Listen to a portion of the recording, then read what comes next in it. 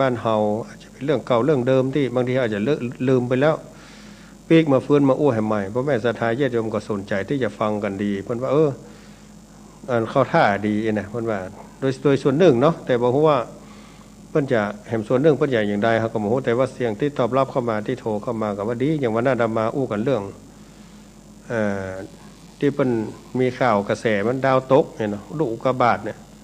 เพราะแม่ศรัทธาญาติโยมมันก็บ่ใช่โหมันเป็นอย่างใดดาวตกอุกกาบาตพออู้เรื่องผีพุ่งเศร้าเนี่ยมันเข้าใจทันทีอ๋อเป็นตัวเดียวกันด้วยเนาะขยับขึ้นมาต่อก็มาอู้เรื่องเพิ่นอู้เรื่องแสงเรื่องสีที่มันปรากฏขึ้นเมื่อคืนก็ลามมาถึงเรื่องการพระธาตุเสด็จหรือว่าการไปของแก้วของพระธาตุเนี่ยก็เลยอู้กันต่อมันมีที่ไหนก็เสียงตอบรับว่ามันก็มีเหมือนกันทั่วภาคเหนือเขานี่นะมันใช่ว่ามีแค่เชียงใหม่ละปูนเมืองเป้เมืองน่านพะเยาหลายท่านหลายคนว่าใครโทรมาอู้แต่เนอะมันบัดตันท่านมีกับแม่ยืนยันแม่ก็ได้หันแม่ก็ได้หูมาอย่างเนี้ยตั้งแต่เป็นละอ่อนมันก็มีแต่ละเนี่ยมันยืนยันเหมือนกันหลายที่หลายแห่งเพราะนั้นสิ่งเหล่านี้ที่เอามาอู้ก็มันเป็นการรื้อฟื้นความทรงจำดีๆที่มีขึ้นที่เคยพบมาในอดีตก็ได้ฉะนั้นคำอู้บางอย่างธรรมะของพระสัมมาสัมพุทธเจ้านั้นมีทั้งลึกทั้งตื้นเนาะที่เขาจะนำมาปรับปรุงหรือว่าเอามาเป็นแนวทางในการดำเนินชีวิตอาตมาย้ำอยู่เสมอว่าองค์พระสัมมาสัมพุทธเจ้านั้นพระองค์เองได้หูแล้วเรื่องวิถีแห่งโลกโดยเฉพาะเรื่องความเป็นทุกข์การได้เวียนว่ายตายเกิดในวัฏสงสารก็ดีการได้ชาติเกิดเนี่ยมันเป็นทุกข์เมื่อพระองค์พระสัมมาสัมพุทธเจ้าหูเป้าหมายว่าเมื่อต้องการพ้นทุกข์ก็ต้องออกจากทุกข์นี้ก็ได้ค้นหาวิธีแล้วได้ตรัสรู้แล้วเป็นองค์พระสัมมาสัมพุทธเจ้าเผยแผ่ธรรมเหล่านี้เพื่อแก่บรรดาสัตว์โลกทั้งหลายที่มีศรัทธาที่มีบุญบารมีที่จะหูธรรมของพระสัมมาสัมพุทธเจ้าได้อาตมาย้ำเสมอว่าสิ่งที่พระเจ้าทรงหูโดยหลักแล้วก็คือวิธีการวิชาการในการที่จะนำเขาให้พ้นทุกข์นั่นเองนะแต่ว่าแล้วแต่บุญญาวาสนาบารมีและแต่อุปนิสัยของคนเขาทั้งหลายมนุษย์เขาทั้งหลายว่าเขาจะน้อมนำหรือว่าเขาสามารถที่จะเข้าถึงคำสอนหรือว่าเอาขบวนการที่พระพุทธเจ้าได้หูมานั้นไปใช้นำไปประพฤติปฏิบัติได้เต้ากันก่อหรือว่าได้นักน้อยเพียงใดนะมันก็จะมีจำแพกแตกต่างกันไปนะเหมือนองค์พระสัมมาสัมพุทธเจ้าเทียบได้กับคนที่จะหูได้ก็เหมือนบัวสีเหล่าเนี่ยบัวสีเหล่าก็เคยอู้ไปหลายเตื้อหลายหนแล้วนะพ่อแม่ศรัทธาญาติโยมเข้าใจทันเนี่ยบัวสีเหล่ามันเป็นจะได้จ้าเดี๋ยวกันอาจจะเป็นประเด็นยกมาอู้แหมก็ได้นะเรื่องบัวสีเหล่าเพราะนั้นสิ่งที่เราได้ยินได้ฟังอย่างอาตมาเขามาอู้กันก็ดีนะบางทีอู้ท่านอาจารย์เขาอู้กันอู้กันเนี่ยท่านพระครูก็อู้กันเนี่ยมันฟังแล้วมันม่วนนะทำเมื่อใจใครรับบอกใครรับสกรรมปิติยินดีม่วนเนี่ยนะอันนี้ก็มันก็เป็นเป้าหมายหนึ่งเพราะว่าถ้าม่วนขนาดนั้นก็คือความทุกข์มันหายไปได้ยินได้ฟังแล้วทำให้ความทุกข์คลายอาจจะได้สาระนักน้อยเมื่อใดกับโหแต่เขาเน้นความเป็นปัจจุบันว่าขณะนั้นเนี่ยแต่ที่ผู้ฟังพ่อแม่ศรัทธาญาติโยมจะมีอารมณ์ซึมเศร้าเหงาหงอยบางทีคนเฒ่าคนแก่อยู่คนเดียวเนาะบางคนก็เจ็บก็ป่วยไปไหนก็บ่ได้เอาวิทยุเนี่ยเป็นเปื้อนนี่กะพอได้ยินอาตมาเขาพระสงฆ์ตนใดก็ดีมาอู้ธรรมะทำให้เกิดความรื่นเริงความเบิกบานเกิดความยิ้มได้ไข้หัวได้อันนี้ก็มันเป็นเป้าหมายประผิดพลาดแล้วว่าเอาธรรมะเหล่านั้นมาผ่านการอู้การจ่าให้เกิดความปีติเกิดความเชื่อมชื่นเบิกบานไข้หัวขึ้นมันยิ้มขึ้นมาได้ความทุกข์ในปัจจุบันนั้นมันก็คลายไปเหมือนกับศรัทธาญาติโยมใครอยากกินข้าวมันก็พอได้กินข้าวกินน้ำแล้วก็เกิดความอิ่มขึ้นมาในขณะนั้นอย่างนั้นอย่างเดียวกันอารมณ์แล้วมันก็เปลี่ยนไปแหมมันแบบจีรังยั่งยืนอย่างตราบใดที่มันยังเป็นอารมณ์ที่มันยังบอกพ้นโลกคืออิงด้วยทางโลกอยู่ด้วยความอยากได้อยากเป็นอยากมีนี่มันก็ยังไม่การเปลี่ยนแปลงกันนะฟังแล้วก็ฟังแหมฟังแล้วมันคลายไปมันนั่งไข้หัวมันข้ามก็ไปได้ไปแบบดีจะเกินเหตุถ้านั่งไข้หัวยิ้มฟังแต่เจ้าแต่คืนทุกเจ้าเพิ่นอู้กันนี้แม่มันก็นั่งยิ้มตั้งแมลงพ่อเจ้าโพดแผลแมลงก็เลยลูกหลานอย่างบอกให้ปกติแล้วเนาะอุ้ยเฮานี่อีแม่เฮานี่ให้ได้ปลาไปหงยาให้ก้าไอ้เนาะไปหงยาส่วนพุงไงยุ่งกันเนาะถ้ายิ้มมันข้ามมันต้องเปลี่ยนไป อารมณ์คนเฮานี่พอออกไม่ออกศรัทธามันอยู่ในกฎไตรลักษณ์อย่างเดียวกับสภาวะทางนอกเหมือนกันเขาก็บอกว่าเรื่องอย่างอาตมาบางทีโอ้ก็โยกบกมาหาเรื่องไตรลักษณ์นะเรื่องนี้มันเป็นสิ่งที่มันเป็นเมื่ออู้แล้วฟังแล้วเหมือนกับว่ามันก็น่าจะเข้าใจง่ายเนาะเพราะว่าแก่นแท้ที่องค์พระสัมมาสัมพุทธเจ้าให้เราหูที่สุดของการคลายทุกข์เนี่ยบางทีเราหูว่าสิ่งที่พระพุทธเจ้าคงตรัสรู้และคนปะคนพบเนี่ย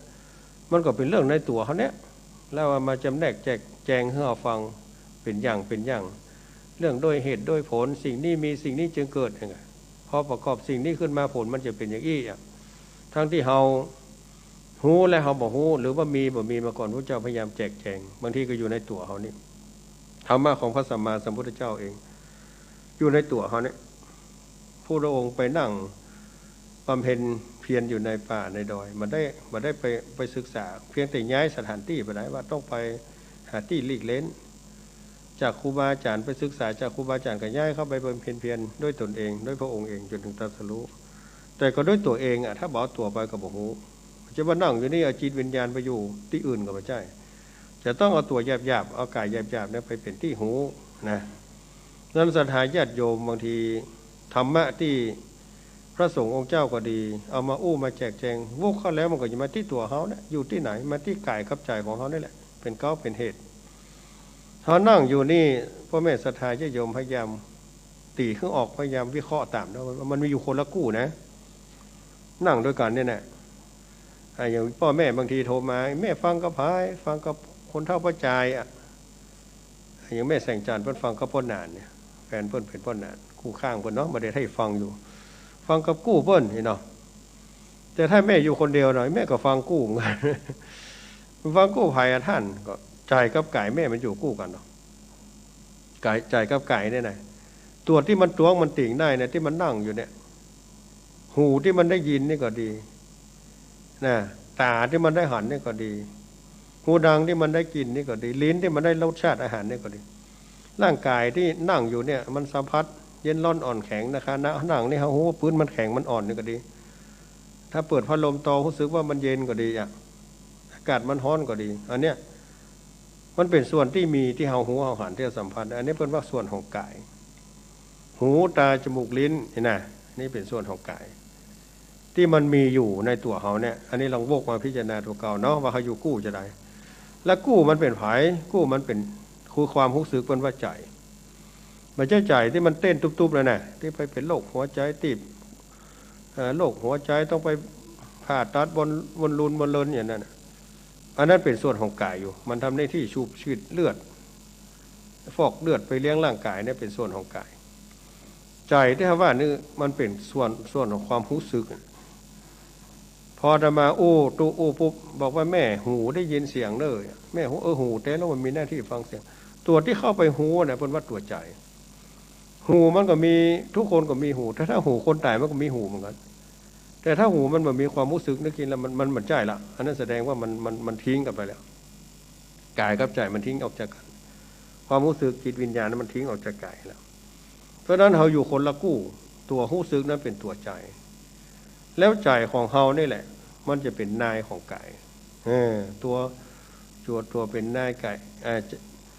ตัวเป็นใจเป็นนายกายเป็นเบาใจนี่มันเป็นนายของกายพุทธเจ้ามาหันตัวนี้ว่าอะไรจะเงี้ยใดถ้าร่างกายนี่มันก็เป็นที่รับการกระทำของใจคนเราเกิดมามันมีตัวที่คลองใจคือกิเลสตัณหาความโลภความโกรธความหลงมันมีมาเมื่อละตั้งแต่ไหนแต่ไรความอยากความกระหายความข่ายความต่างๆที่มันเกิดมีขึ้นความโลภความโกรธความหลงมันปรุงมันอยู่กับใจเขาถ้าใจนี่มันมีตัวที่เข้าไปควบคุมดูแลโดยมันมีวิธีคิดโดยปัญญาของธรรมะของพระพุทธเจ้าเนี่ยมันจะปาคือใจเนี่ยมันไปเงี้ยคือร่างกายรู้เงี้ยร่างกายตกเป็นธาตุในทางที่บรรทุกยกตัวอย่างเช่นว่าธรรมะจังสอนเราอ่อนก็ดี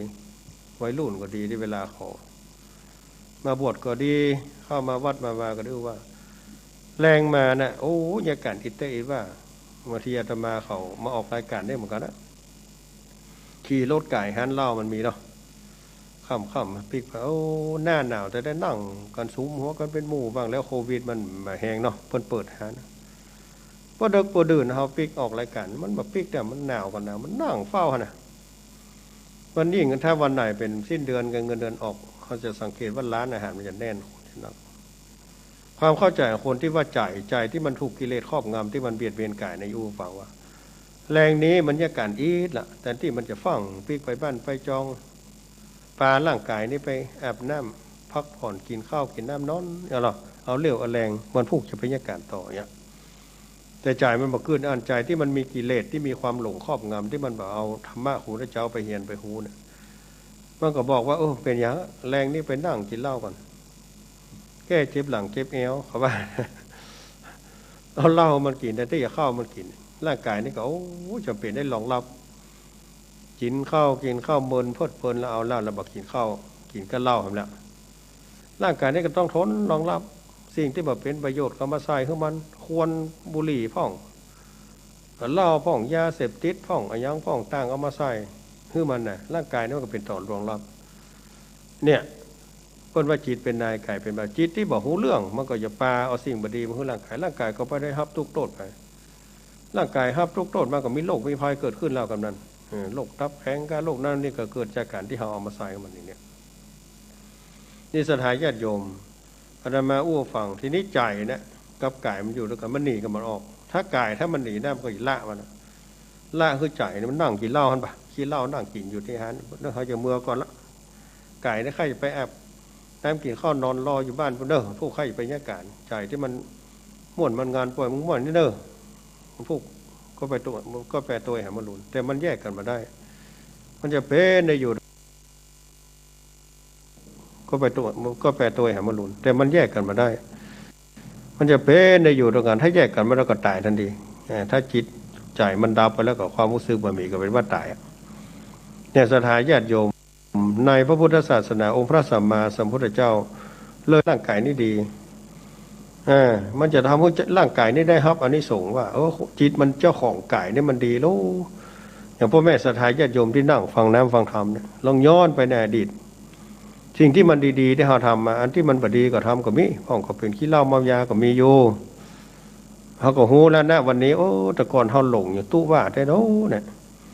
ของมันล่างดีมันกินเขาก็นึกว่ามันม่วนบางทีต้องมานอนเจ็บเป็นอันนั้นอันนี้ย้อนเขาเอาเรื่องบดีบถูกมาขึ้นมาเนี่ยบางทีไปทะเลาะกันย้อนกินเหล้าเมายาไปบุบหูตีตากันเจ็บเอารถไปฉลับไปนั่นก็ย้อนไปกินไปเล่นที่มันบถูกเรื่องถูกราวนะมันเป็นอันแต่ร้อยนะแต่ณวันนี้เขาลองมานั่งเนาะวันนี้มานั่งฟังทุเจ้าอู้นี่ก็ดีใจมันขึ้นในทางที่ถูกด้วยเนี่ยร่างกายนี่ก็นะครับอันนี้ส่งถึงไม่นั่งเจ็บแข้งเจ็บขาไปฟ้องมันก็ไม่ใช่เรื่องอันตรายอย่างไม่ออกศรัทธาที่นั่งแล้วก็นอนก็ได้ผ่านไปใช่ว่าทุเจ้ามันใช่หันคะแนนฟังแล้วนอนฟังก็ไม่ว่ากันคะแนนจะไปรับละกันเนอะ ฟังไปก่อนเพื่อผ่อนคลายร่างกายมันจะไปเบียดเบียนมันแก่เวลาทุเจ้าไปทำฝึกจิตฝึกสมาธิมาก่อนเขาก็บอกว่ากดทุเจ้าไหนว่าไปเบียดเบียนเขมันนั่งมันเดินมันเจ็บมันปวดเท่าไหร่ไปเขมันหรอเขยังนึ่งเหมือนกันแม่นอันนี้ยอมรับว่าเขแต่ว่านั่นคือการปรับช่วงแรกและพอก็มีการเปลี่ยนว่ามันจะเขท่าเดียวหรอกมันนั่งเมินก็เดินจงกรมก็ได้เดินจงกรมยืนก็ได้แก้เป็นจะเอามาถึงเวลาปฏิบัติธรรมนั่งสมาธินั่งหนึ่งวันเกินวันเนอะผมใช่ป่ะเปิ้ลมีขบวนการวิธีการของเปิ้ลอยู่ในการที่จะผ่อนคลายบริหารกายนี่คือมันผ่อนคลายได้ไม่มันก็อาจจะตุ้งยากแต่เมื่อมันปรับร่างกายเพราะอินทรีย์มันเสมอมันปรับกันเองมันก็อย่าไปใช้เรื่องยากละกับม่วนเนี่ยแต่มาว่าบางคนนั่งหลังเอาไปนั่งสมาธิใหม่ๆนะนั่งแล้วมันเจ็บสุดท้ายมันต้องเสียบกัดแต่งหน้าแต่งหลังเหมือนจีนจะพูดจะขาดแข้งขาเนี่ยมันเจ็บเนี่ยพอเมินเข้าพอฝึกมาแล้วก่อนนั่งหลังงอถ้ามาหลังตั้งมันบ่ม่วนมาเดียวนี่พัฒนาเมินเข้านั่งหลังตั้งล่ะหลังตรงถ้านั่งหลังงอบ่ม่วนก็มันเป็นไปได้จะได้แต่ก่อนเขาว่าเขานั่งหลังตรงมาได้มันเจ็บมาเดียวนี่ต้องนั่งตรงๆถึงจะนั่งสมาธิได้ดีอันเนี้ยมันจะว่าเขาทรมานมันนะเขาปรับเปลี่ยนมันในวิธีทางที่ถูกสถานญาติโยมเนาะสังเกตแล้วเขาฝึกมันได้หรอคนที่ลงเดินถ้าลงส้นตึงนี่นะเราฟังพอสังเกตว่าเราก็เป็นอันมาก่อนเหมือนกันเราอ่อนไปรุ่นสมัยมันลงส้นดังสมัยเป็นละอ่อนนี่แม่อยู่ทางพื้นเหือนฟังเราถ้าได้เตียวตึงได้โดนด่าแล้ว ลงโซนดังตึ้งตึ้งตึ้งทางบนบ้านเนี่ยมันเป็นบ้านไม้เนาะเราสังเกตว่าพออยู่วัดอยู่วามก่อนคนที่เข้ามาอยู่ตรงนั้นขยมก็ดีตู้เจ้าบทใหม่ก็ดีมันมาใหม่มันถึงดังพ่อเตียวปึ้งปึ้งเปิดประตูปั้มเปียนักลงคงเข่งหันนั่งฟังมันใหม่อยู่ร่างกายนี่มันบ่ถูกฝึกใจมันหยาบกายมันก็หยาบเนาะแต่พอมันเข้ามันฝึกเดินจงกรมนั่งมันเริ่มเบาลงโซนมันนักอย่างเก่าแล้วมาตึ้งตึ้งตึ้งมาก้อยย่องก้อยนี่แหละเป็นอัตโนมัติมันนะอันนี้ถามว่าเขาทรมานกายไปใจที่เอาไปฝึกเรื่องที่ดีมันก็ได้รับอานิสงส์ที่ดีความงดงามความดีงามก็เกิดน่าสถานญาติโยมเนอะเพราะฉะนั้นนี่กายกับใจเป็นของคู่กันนะองค์พระสัมมาสัมพุทธเจ้าว่าเมื่อต้องการที่จะแก้ทุกข์คือกายก็ดีก็ต้องมาแก้ที่ใจตัวบางทีเราไปแก้ที่กายอย่างเดียวใจมาแก้มันไม่ได้พอออกไม่ออกสถานนั่งฟังทุกเจ้าม่วนนี่แม่แรงนี่กี่ข้าวก็อย่างกับหมูบางคนก็กินข้าวล้ำที่สุดอะอย่างกับพ่อคนเท่าที่ล้ำนะแค่หมูให้บรรล้ำมันต้องเอาไปต่ำก่อนถ้าต่ำมาคืออย่างแฟนน้อยถ้าอีล้ำเนี่ยเขี้ยวบะหมี่เนาะแต่กินแล้วอิ่มแล้วล้ำม่วนนะแต่ถ้าแม่ลองคืดแถมคนเนี่ยมันกินข้าวล้ำเลยเฮาก็ได้อาจจะไปนั่งร้านอาหารกินเสี่ยงเป็นหมื่นแต่ถ้าจ่ายมันบ่ม่วนอะใจวู่ฮ้อนวู่หนาวบ่ได้นี่ปัดโตเศรษฐกิจบ่ดีนะบริษัทก็จะล้มละลายวันนพออันที่เขาถ่ายลงคลิปลูกสาว2 คนพ่อเลี้ยงบ่ไหวแล้วเงินบ่มีขอประกาศผู้มีใจบุญคนใดช่วยอุปถัมภ์ก็เอาไปเลี้ยงเอาไปดูไปส่งเฮียนกับลูกก็เฮียนเก่งทันทีนะ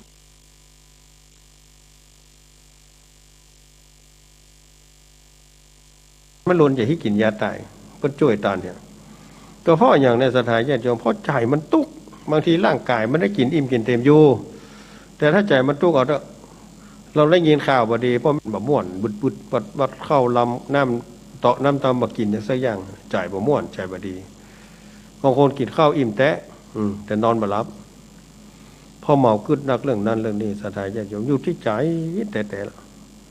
เนี่ยความสุขอยู่อย่างไรพ่อแม่ศรัทธาญาติโยมเนาะถึงวันนี้ใครจะไปตีค่าว่าคนมีความสุขเพราะมีเงิน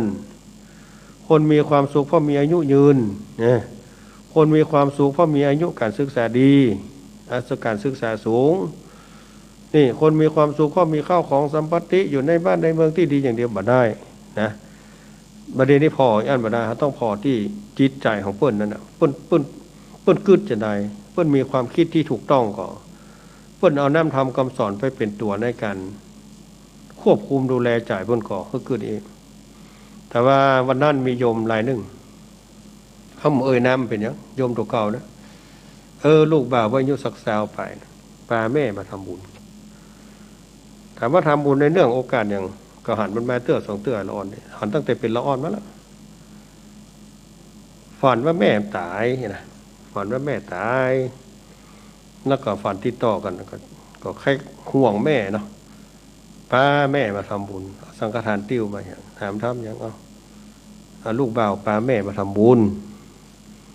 แล้วก็ปั่นปอนก็อู้กันไปอาตมาเนี่ยกันถ้ามีโอกาสก็จะอู้เนาะฟังฮืออย่างเตี้ยอู้คำถามมันถามใต้ถามเหนือก่อนถ้าถามว่าแม่มันก็สอนแล้วไอ้นี่มันมีแค่เล่งบอกข้าเจ้ามาวัดติ๊กๆบอกมีแค่สอนให้แม่ไปวัดติ๊กๆเนี่ยแม่มันก็บอกให้สวนอะไรเรียบไปเรียบแม่มันกับลูกมันสนใจเลยเฮ้ยลูกฟังแม่มันฟัง แม่เรียบไปเรียบมาอู้ลูกมันนั่งเนาะก็ถามว่าเธอไปกึศใจจะได้เธอยังหนุ่มวัยขนาดนี้มันเข้าวัดมันมีน้อยนะเถอะอายุสาวไปหน้าตาก็ดีมันร้อนไว้รุ่นเนาะสักตัวลายคุยยุ่ยเหมือนกันเนอะมันว่าผมไปอยู่ในหัวในเวียงว่าได้แฟนได้เมียแล้วเนาะเป็นคนที่อื่นแล้วเพิ่นเป็นคนที่ชอบทำบุญอาจารย์เข้าวัดเข้าว่าไปช่วยการช่วยงานนะผมก็จะเปลี่ยนได้ไปเดิมมันไปส่งมันส่งไปวัดส่งไปกินไปทานไปช่วยเหลืองานวัดงานมาเอาเข้ามันซึมซาบเลยมันหันกล้าในการทำบุญเป็นคนชอบทำบุญมันว่านะถ้าอยู่ในหัวในเวียงผมก็จะทำบุญประจำผมไปทำบุญวัดนั้นวัดนี้พ่อที่ตามที่เพิ่นไปทำกันนั่นนะไอ้นะแล้วปีกมาบ้านมาหันวาดทั้งแม่ก็บอกให้ไปวัดแม่ไปวัดทงเด้ออย่างนั้นอย่างนี้เกิดลูกอู้เรื่องอภิชาติแต่บุญเฮือเนี่ยคือลูกแม่มันฟังนะอันเนี้ย ตัวเก่าเนี่ยต้องขอบคุณยกมือระสาธุเนอบ่าลูกเนี่ยมันป่าแม่เข้าวันมันมีน้อยที่สุดละอันนี้มันเป็นบุญของเขาเนาะที่ว่าเขาได้ลูกดีอภิชาติบุญหมายความว่าหันว่าพ่อแม่ประมาทพ่อแม่จะบ่มีบุญกุศลกับตัวก็เลยป่าแม่แค่คือแม่เข้าวัดเข้าว่าตรงกันข้ามบางที่บางแห่งในลูกนี่มันลือมันหลึงเนาะพ่อแม่ชวนเข้าวัดเข้าว่ำไปบ่พอความทุกข์ยากเดือดร้อนเดี๋ยวก็ขึ้นลงขึ้นศาลเดี๋ยวก็ไปห้องพักห้องเอาจื่อไปไว้คอกคนห้องไปเยี่ยมแม่ก็ต้องทนเสียอกเสียใจไปอย่างนั้นอันนี้ลูกหันกล้าแห่งความดีใครคือพ่อแม่ได้ทำบุญทำกุศลคือกำลังใจถึงลูกถึงแม่เนาะว่าอันนี้มันเป็นสิ่งที่ดีสิ่งที่ประเสริฐเนอะมันไม่ได้อยู่ที่ฐานะหลักฐานเขาร่ำรวยอย่างเฮาไม่ใช่คนเปิ้นก็ไม่ใช่ร่ำรวยอย่างแต่ว่าความดีงามเหล่านี้บางคนมีเงินมาใช้ตัวชี้วัดเนอะที่จะทำซึ่งกันและกันความมีเงินนั่นมาได้เป็นตัวบอกว่าคุณจะ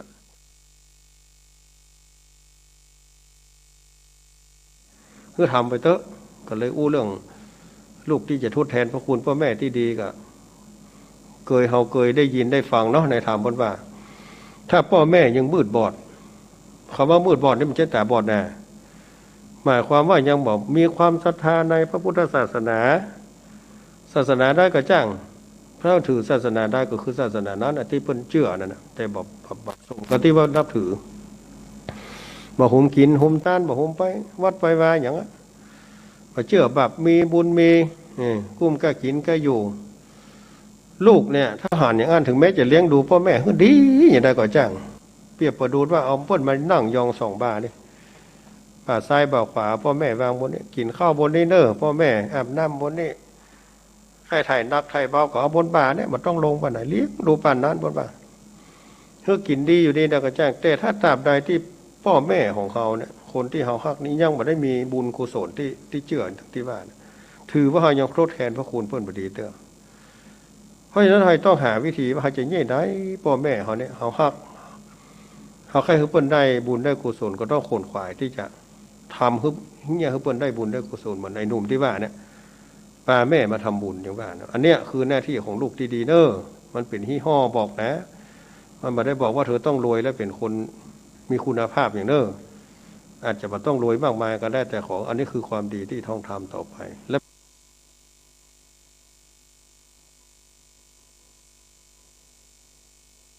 ต่อตัวเธอแล้วก็สังคมทั้งหลายก็จะได้หูได้หันก็เลยมันฟังเนาะนั่งอยู่3 เตื้อมันอาจจะปีกได้ละอย่าให้3 เตื้อนั่งของเยาะเปลี่ยนไปนั่งผ้าเปียบนั่งผ้าเปียบ3 เตื้อมันจะได้ปีกไหนมันก็กันม่วนเพราะว่าปิติที่หันละอ่อนมันทำบุญวายนะบางทีเฮาเองเนี่ยลูกหลานเฮาก็ดีอย่างอันน่ะขอคือโมทนาสัตว์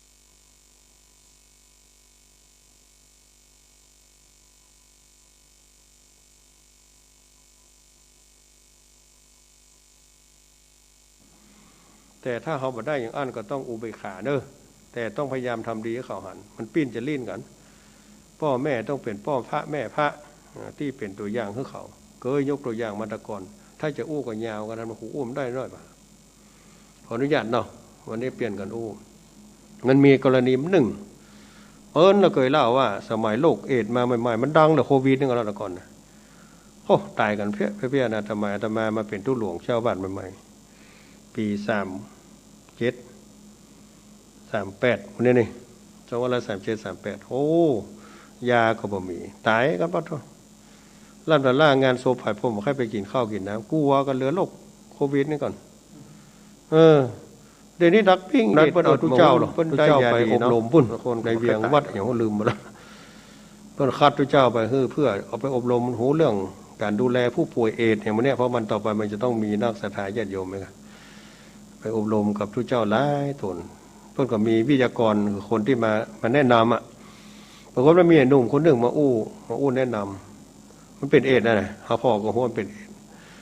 มันมาอู้หน้าห้องทุเจ้าก็ฟังมันว่าในสายตาของท่านทั้งหลายต้องมองผมเป็นที่น่าดูแน่เนาะสังเวชใจว่าผมมาเป็นนะมันก็เล่าทุกคนต้องขออันแต่ในความจริงของผมเนี่ยผมก็ขอบคุณโรคเอดส์เลยว่ะ ขอบคุณโรคเอดส์ที่มันเป็นเอดส์เพราะอย่างนั้นว่าชีวิตของแกนั่นสมัยที่ยังบ่เป็นเอดส์นั่นพ่อแม่ส่งไปในหัวในเวียงเพิ่นก็พอมีฐานะไปห่ำไปเฮียนหนังสือในหัวในเวียงมาลงมาได้การได้งานอยู่ในเวียงค่อนข้างจะตัวจ่ายว่านะกินเล่นมีเจ้าหมู่เจ้าฝูงอยู่ในห้องในเวียงพ่อแม่ก็ฮืออยู่บ่ว่าอย่างไปลูกความสุขของลูกอย่างนั้นมันห้ามกับบางทีก็ดื้อลึงพ่องเลยกันแต่พ่อแม่เพิ่นเป็นคนบ้านต่างนอกเนาะเข้าวัดเข้าวาถือศีลกินท่านอาบน้ำฟังธรรมเจริญเมตตาภาวนาพ่องกันนะเพิ่นเป็นมันส่วนกระแสกันนะลูกหุ่มไปอย่างนั้นแต่พ่อแม่เป็นคนที่เป็นพ่อพระแม่พระที่ดีเอาแล้วเอาเข้ามาหนึ่งไอ้หนุ่มนี่ติดเอดมันมานะโอ้พอมันติดเอดขึ้นมาปุ๊บแฟนก่อนละเปื่อนฟุ้งก่อนหนีเนาะสะหัวแล้วกินกับบ่ม่วนแอวกับม่วนละเริ่มเปลี่ยนป่วยบาสบายเนี่ยได้กึดไหนได้จะเป็นที่เบิ่งปีกมาหาพ่อหาแม่หัวอกของพ่อแม่นี่มันตึ้มปฏิเสธศรัทธาพอลูกเกิดมาผมวิหารธรรมทั้งสี่อยู่ในหัวใจเสมอเมตตากรุณามุทิตาอุเบกขาลูกบัดดีขึ้นมาอุเบกขายอมรับได้ลูกป่วยปีกมาหาพ่อหาแม่มามีฝ่ายจะทอดทิ้งอาตมาก็หันมาเมียมันก็ไม่หนาวแฟนไม่หนาวเปื่อนมันก็มาพ่อแม่นะปฏิบัติปัดผู่เพี้ยวขี้เพี้ยวเหี่ยวนะยอมรับที่จะดูแลลูกได้ตั้งแต่น้อยมาจนถึงลูกเจ็บป่วยมาพอเฒ่าพอแก่พ่อแม่บางทีแบบก็แก่แล้วบางทีต้องมาดูแลลูกป่วยก็มีอาบน้ำป้อนข้าวเนี่ยสปะกายภาพบำบัดเฮืออย่างก็มีเนี่ยคือได้นี่คือพ่อพระแม่พระคือพรมโคมของลูกของเต้านายคนนี้ก็มาฮู้กล้าว่าโอ้ดูดีพ่อแม่เนี่ยเพิ่นเป็นคนมีศีลมีธรรมเมื่อกับว่าโอ้พอดีพองามผู้ใหญ่ขึ้นมากับปลาเข้าวัดไปไหว้พระสวดมนต์นั่งสมาธิขึ้นมาแล้วอ่อนคนนี้ปรับจ่ายใหม่มาฮู้กล้าโดยที่ว่าเป็นเหตุฮู้กล้าว่าคุณงามความดีในพระพุทธศาสนาเนี่ยทำให้คนคลายทุกข์คลายโศกได้นะเหมือนที่ตัวแกปะโดยผ่านจากพ่อแม่เป็นผู้ที่จักนำเข้าไปก็เลยนายจ่ายมันเลยบอกว่าขอบคุณละที่ผมเป็นโรคเอดส์ถ้าผมมาเป็นเอดส์ผมจะบอกฮู้เลยว่าคุณค่าของการได้ทำดีของพระพุทธศาสนาก็ดีในการที่ปฏิบัติตัวที่ดีอย่างเนี้ยคงจะบ่มีแก่เขาแน่นอนถ้าเอดส์บ่เข้ามาในชีวิตของเขาเนี่ยเขาคงเป็นคนประมาทกินเล่นไปตามภาษาเหมือนเก่าเหมือนเดิมนะแต่ด้วยมีโรคเอดส์นี่แหละทำให้เขากลายมาวันนี้มาเป็นวิทยากรยืนอู้นี่ได้กล้าที่จะลุกขึ้นมาเปิดตัวกล้าที่จะมาแนะนำเพื่อสร้างคุณงามความดีเพื่อสร้างบุญกุศลกับตัวเก่าถึงแม้วันหนึ่งตัวเก่าจะตายก็ภูมิใจแล้วที่ได้ทำดีนะเนี่ยศรัทธาญาติโยมเนาะอู้คือฟังว่ามันมีกรณีศึกษานำมาอู้ฟังว่าพ่อแม่อาจจะเป็นที่ดีของลูกและจักจูงลูกเขาทำความดีมีความเชื่อความเลื่อมใสในพุทธศาสนาได้หรือพ่อแม่ที่บ่มีความศรัทธาลูกอาจจะเป็นคนจักคนจูงให้ลูกเพื่อพ่อแม่หันกล้าเข้าวัดเข้าวาหันคุณงามความดีนี่ก็ได้คะแนนว่าเขายึดหลักที่ดีในพระพุทธศาสนาน้อมน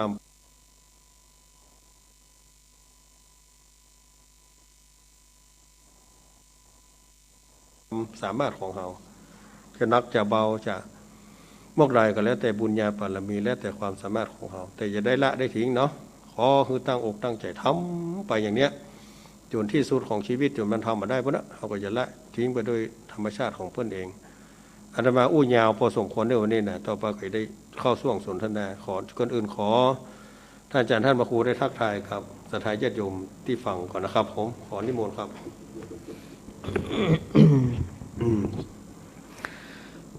ขอนอบน้อมแด่พระรัตนตรัยอันมีพระพุทธเจ้าพระธรรมเจ้าพระสังฆเจ้าไว้เนื้อกระหม่อมจอมเกล้าขอถวายความเคารพแสดงความนับถือไปยังครูบาอาจารย์พระสงฆ์องค์สังฆเจ้าที่ฟังรายการอยู่ที่วัดติวาทุกรูปทุกตนทุกองค์ด้วยความเคารพและนับถือเป็นอย่างสูงยิ่งขอแสดงความนับถือมายังท่านพระครูกัลยาณประโมทที่อยู่ห้องส่งร่วมกันณขณะนี้ด้วยความนับถือครับผมครับสาธุครับ ขอความผาสุกร่มเย็นและความเจริญในธรรมจงได้บังเกิดมีกมลบรรดาศรัทธาตันสาธุชนพ่อแม่เฒ่าแก่พี่ป้าน้าอาลูกเต้าเราล้านจู้ฮู้จู้คนจู้ใหญ่น้อยใจยิ่ง ที่ฟังรายการอยู่ณขณะนี้ในสถานที่ต่างๆบอกว่าจะฟังทางวิทยุหรือทางอินเทอร์เน็ตใน Facebook Live ในมือถือก็ดีที่ทุกต่างแล้วขอขอบคุณไปยังเจ้าของสถานีทุกคลื่นสถานีที่ได้น้อมนำเอาคลื่นสถานีแห่งนี้ได้ไปออกไม่ว่าจะเป็นคลื่นสถานีที่อยู่ในจังหวัดเชียงใหม่ลำพูนลำปางแพร่น่านพะเยาจังไห้ที่ใดก็ตามขอขอบคุณอนุโมทนากับท่านเจ้าของสถานีและผู้ควบคุมห้องส่งที่ได้นำเอาคลื่นนี้ไปสู่ยังสถาสาธุชนทั้งหลายได้รับชมรับฟังกันซึ่งรายการในวันนี้คือรายการอุจาภาษาธรรมจัดณที่วัดปักตังเจริญตำบลไดลออำเภอไดลอจังหวัดเชียงใหม่ซึ่งเป็นสถานที่ออกรายการของคณะพระเจ้าพระสงฆ์ในรายการอุจาภาษาธรรมเมื่อตะกี้ก็ท่านผู้ชมท่านผู้ฟังก็ได้ฟังอย่างโอวาทธรรมหรือว่าข้อคิดธรรมะจากท่านพระครูกัลยาณประโมทเป็นที่เรียบร้อยนาสาระเก็บความรู้ต่างๆเข้าใจว่าท่านผู้ชมท่านผู้ฟังทั้งหลายก็คงจะก้อนไกด์เอาสาระประโยชน์จากการได้ยินได้ฟังนั่นเอาเป็นปฏิบัติใต้ส่องน้ำต่างเข้าสู่จิตสู่ใจอบรมจิตใจของเฮาและสอนลูกเต้าเหล่าหลานของเฮาให้ได้รู้ได้เข้าใจตัวเกี่ยวกับการดำเนินชีวิตอย่างบ่มีความประมาทเพื่อมีสติยังคิดเพราะคนเฮาทุกคนนั้นเกิดมาทุกคนเฮาต้องเข้าใจว่าเฮาเกิดมาใจกรรมเก่าแล้วก็มาสร้างกรรมใหม่และทุกคนก็จะไปสู่ความตายเหมือนกันทั้งนั้นบอกว่ายิงบอกว่าใจบอกว่าน้อยบอกว่าใหญ่บอกว่าเท่าบอกว่าแก่ตายจ้าตายเวรนั่นก็เป็นเรื่องหนึ่งแต่ทุกคนต้องตายเหมือนกันทั้งนั้นดังนั้นการที่เราได้มาอยู่ได้อัตภาพความเป็นมนุษย์และได้อัตภาพในการได้พบพระพุทธศาสนาสิ่งที่สำคัญที่สุดก็คือการฝึกฝนอบรมบ่มเพาะจิตใจของเรานั่นคือเข้าสู่พระธรรมคำสั่งสอนของพระสัมมาสัมพุทธเจ้าเพื่อจะได้เรามีโอกาสในการสร้างกรรมใหม่ที่ดีๆไว้ให้กับตนเองการที่เราได้เกิดมานั่นได้รูปร่างหน้าตาสติปัญญาตลอดจนถึงพ่อแม่เป็นแดนเกิดของเรานั่นเราไม่สามารถที่จะไปเปลี่ยนแปลงอะไรอย่างมันได้ถ้าหากว่าเราต้องการที่จะสร้างสิ่งที่ดีๆให้แก่ตนเองว่าเราจะเกิดในฐานะได้ก็ตามหม่องมุนตุ่นเต้าด้วยเข้าของสัมปติเงินทองหรือเป็นคนยากไร้เข็ญใจเป็นคนที่ธรรมดาบางทีบางครั้งหาเจ้ากินค่ำแต่เราสามารถในการที่จะอยู่ในโลกนี้อย่างเป็นปกติสุขได้โดยเราน้อมนำสิ่งที่เราว่าธรรมะเอามาสู่ชีวิตจิตใจของเราท่านทั้งหลายธรรมะของพระพุทธเจ้าคือธรรมชาติทั่วไปที่เกิดขึ้นในตนตัวของเราทุกคนเพราะว่ากันที่เราทุกคนทุกท่านได้รู้ธรรมะธรรมชาติที่มันเกิดขึ้นในกายในใจของเรานั้นเป็นสิ่งสำคัญเป็นสิ่งที่เราควรที่จะมาพิจารณาและศึกษาเรียนรู้เพื่อมันเข้าใจอย่างท่องแท้ไปตะเล็กตะน้อยเพราะว่าการที่เรามีชีวิตอยู่กินดำเนินชีวิตของเราโดยกินเหียนอนเหียสืบพันธุ์สืบต่ออายุหรือว่าสืบสายพันธุ์ของเราก็ดีหรือเราจะมีอย่างต่างๆนานาๆกลัวภัยสิ่งเหล่านี้นั้นก็เป็นเรื่องปกติธรรมดาที่คนเราทุกคนทำกันได้เหมือนกันคู่คนตลอดจนถึงสรรพสัตว์ทั้งหลายน้อยใหญ่ว่าสัตว์สิ่งห้อยทั้งหลายก็สามารถดำเนินชีวิตได้คือกินถ่ายสืบพันธุ์กลัวภัยพักผ่อนแต่ที่สำคัญที่สุดก็คือการที่เรามีจิตใจที่เป็นบุญเป็นกุศลจิตใจที่รู้จักผิดชอบชั่วดีเป็นคุณธรรมที่จะนำพาให้เราพัฒนากายวาจาใจของเราไปสู่ที่ดีสูงขึ้นไปตามหลักทางคำสั่งสอนของพระสัมมาสัมพุทธเจ้าอย่างที่เราเคยได้ยินเป็นประจำและก็ตุเจ้าก็อู้เป็นประจำคือการพัฒนาจากปุถุชน คนที่ยังหนาแน่นไปด้วยกิเลสความฮักความโลภความโกรธความหลงอยู่เป็นประจำเต็มตีเขาก็ค่อยๆพัฒนารู้จักประโยชน์ตนประโยชน์ท่านอยู่ร่วมกันในสังคมอย่างเป็นปกติสุขมาเบียดเบียนกันแบบเอารัดเอาเปรียบกันมายุแยงแต่แข่งรั่วอยู่ด้วยกันเอื้อประโยชน์ซึ่งกันและกันแล้วก็อยู่ร่วมกันได้เป็นปกติสุขตามอัตภาพของฝ่ายของมันหน้าที่อย่างก็ทำไปเอามีหน้าที่ของพ่อของแม่กับปฏิบัติหน้าที่ของพ่อของแม่ที่ถูกต้องเหมาะสมในฐานะที่เราเป็นลูกเป็นเต้าเราก็ปฏิบัติหน้าที่ของการเป็นลูกเป็นเต้าที่ดีๆเหมาะสมการที่เราเป็นพุทธบริษัทเราจะทำหน้าที่ของเราเป็นพุทธบริษัทที่ดีของพุทธศาสนาเราก็ปฏิบัติให้เหมาะสมการที่เราทุกคนทุกท่านเป็นประชาชนคนไทยเราก็ทำหน้าที่ปฏิบัติหน้าที่ของคนไทยของเราการที่เราปฏิบัติหน้าที่อย่างต่างๆนั้นนี่คือธรรมชาติที่แบ่งปันเราทำหน้าที่ของตนตัวของเราทุกคนทุกท่านนั้นเพื่อพัฒนาให้เป็นกัลยาณมิตรหูว่าทุกคนสรรพสัตว์ทุกชีวิตทุกจิตวิญญาณทุกรูปทุกนามนั่นเป็นเปื้อนร่วมเกิดแก่เจ็บตายเหมือนกันทั้งนั้นมันต้องไปเบียดเบียนไผ่สิ่งเหล่านี้เป็นการที่พัฒนาดวงจิตวิญญาณของเราให้มุ่งไปสู่ความสุขสันติสุขในเกิดขึ้นในโลกและก่อสันติสุขให้เกิดขึ้นในจิตใจของเราแม้เราจะยากดีมีจนอย่างใดก็ตามแต่ถ้าว่าเราประพฤติปฏิบัติตามเนี้ยถือว่าเรามีความสุขทั้งโลกนี้แล้วก็เมื่อไปสู่ปรโลกไปหน้าเราก็จะไปสู่สุคติภูมิอย่างที่ท่านพระครูพันอู้ว่าคนเราทุกคนนะเกิดมาเหมือนกันเกิดได้รับภาพเหมือนกันแล้วเรามีทั้งชาตินี้และชาติหน้าเราต้องการที่จะพัฒนาตนตัวของเราทั้งโลกนี้ปัจจุบันนี้เราอยู่ร่วมกันในปกติสุขและปล่อยพัฒนารู้จักศีลรู้จักธรรมนำชุมชนบอกว่าจะเป็นคนหนุ่มคนกำลูกจะนำป้อนนำแม่ก็ได้นำประพฤติปฏิบัติสิ่งที่ดีที่งามโดยมีคุณธรรมในตรงนี้คือธรรมชาติของการที่จะอยู่ร่วมกันอย่างเป็นปกติสุขทำให้เกิดความสุขในจิตในใจของเราได้การที่เราทุกคนมีความปรารถนามีความสุขไม่จำเป็นต้องว่ามักมีดีจนอะไรอย่างก็ตามมันอยู่ที่จิตใจของเราเขาจะแปลงจิตแปลงใจกองจิตกองใจของเราไปทางใดมันอยู่ที่ตนตัวของทุกคนที่จะเข้าใจในธรรมคือธรรมชาติอะไรอย่างจะเกิดขึ้นถ้ามันเกิดขึ้นอะไรอย่างก็ตามที่มันจะเกิดขึ้นแล้วจะกระทบตัวตนตัวของเราก็รู้ว่ามันจะเกิดขึ้นอย่างแน่นอน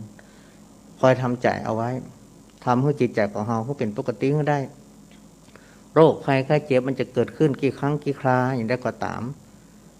มันเกิดขึ้นเราก็ระมัดระวังตัวดูแลรักษาตัวเองเหี้ยเปิ้นห้ามมาเฮือไปหั่นมาเฮือไปนี่มาเข้าซอกนั้นซอยนี้มาเฮือไปบ้านนั้นเมืองนี้มาเฮือประพฤติปฏิบัตินอกกรอบดูแลรักษาตนตัวของเราให้ดีอย่างโรคปัจจุบันเนี่ยโรคโควิดมันจะหายมันได้ก็ช่างมันเป็นเรื่องของคนทั้งโลกแต่ของเราประพฤติปฏิบัติตนตัวของเราคือมันอยู่ในที่ดีๆฮะทำในที่ดีๆฮะอาการเป็นลักษณะแบบนี้เราควรจะจะทำอย่าง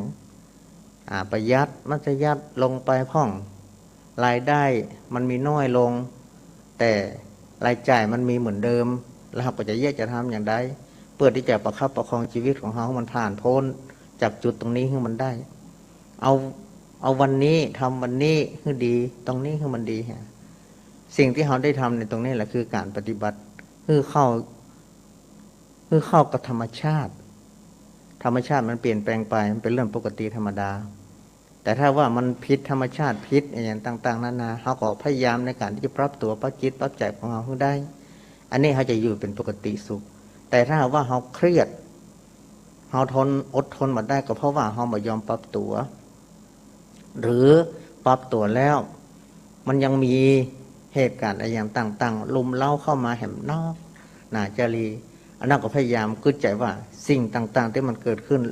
รุมเล้าเข้ามานั่นเพราะว่าเราเดินผิดที่ผิดทางมันก็เราต้องลองถามตัวเองตัวแต่ถ้าว่าเราหูแล้วเราเข้าใจแล้วบางคนนี่เดินผิดที่ผิดทางอย่างว่าการลงทุนก็ดีอะไรอย่างก็ดี ต่างๆนั้นนะเขาหูอยู่ว่าโรคนี้มันระบาดไอ้มันจะหายเมื่อใดบอกหูเขาก็ลงทุนอย่างเป็นนักอยู่บางทีครั้งมันจะว่าเขามีการออมอย่างเลยเขาก็ต้องหูศึกษาเรียนรู้ตามธรรมชาติอย่างนี้พ่องเพราะสิ่งเหล่านี้จะทำให้เขาได้เป็นปกติได้เพราะเขาปรับตนปรับตัวให้เข้ากับสถานการณ์สถานภาพให้เข้ากับปัจจุบันให้ได้ให้อยู่กับปัจจุบันให้ได้ถ้าหากว่าเขาเกิดอย่างนี้คือการกระทำปัจจุบันให้ดีการทำปัจจุบันให้ดีในตรงเนี้ยเราสามารถปรับตนปรับตัวอย่างมีกรรมโบราณพูดไว้ว่าแมงบ้งมาไต่กั้นใบไม้ตอนที่เขาอยู่สุขสบายเขาจะกินยังได้จะแอวยังได้จะไปยังได้ก็ได้แต่ถ้าว่ามันเป็นอย่างนี้เกิดขึ้นมาเนี่ยเขาก็ต้องระมัดระวังตัวเขาต้องประหยัดมัธยัติไอ้อย่างต่างๆลงไปพ่องหรือเอาไว้นักๆก็ดีมันจะว่าพ่องนักๆไว้เลยพ่อบอกว่าโลกนี้มันจะอยู่กับเราไปแห่งกี่เดือนกี่ปีกี่เดือนกี่ปีเขาก็บอกสิ่งที่สำคัญคือรักษาใจของเราให้มันดีรักษาใจให้เราอยู่ในร่องอยู่ในรอยจะไปกึดไอ้อย่างที่มันเป็นการกึดสั้นเป็นไปต่างๆทุกสิ่งทุกอย่างมันบัจีหลังยั่งยืนทั้งนั้นมีสูงมันก็ต้องมีล้มได้ยืนได้ก็ล้มได้แต่ถ้าล้มแล้วบ่ลุกเราก็ตายเราต้องลุกก็ได้ท้อได้แต่อย่าถอยถ้าหากว่าเรากึดอย่างนี้จะเพิ่มกำลังใจให้แก่ตนเองจิตถ้าหากว่ามีกำลังใจเนี่ยเราสามารถบุ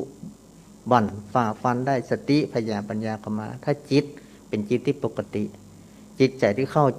ใจในธรรมชาติที่มันเกิดขึ้นสามารถปรับจิตปรับใจของเราเพื่อเข้าสู่สภาพปกตินั่นคือการมีปัญญาอยู่ทางออกมันต้องมีคนที่เคยล้มถ้าหากว่าบอกกึดที่จะลุกมันก็จะล้มไปอันแต่ถ้าล้มและพร้อมที่จะลุกเป็นกำลังใจให้แก่ตนเอง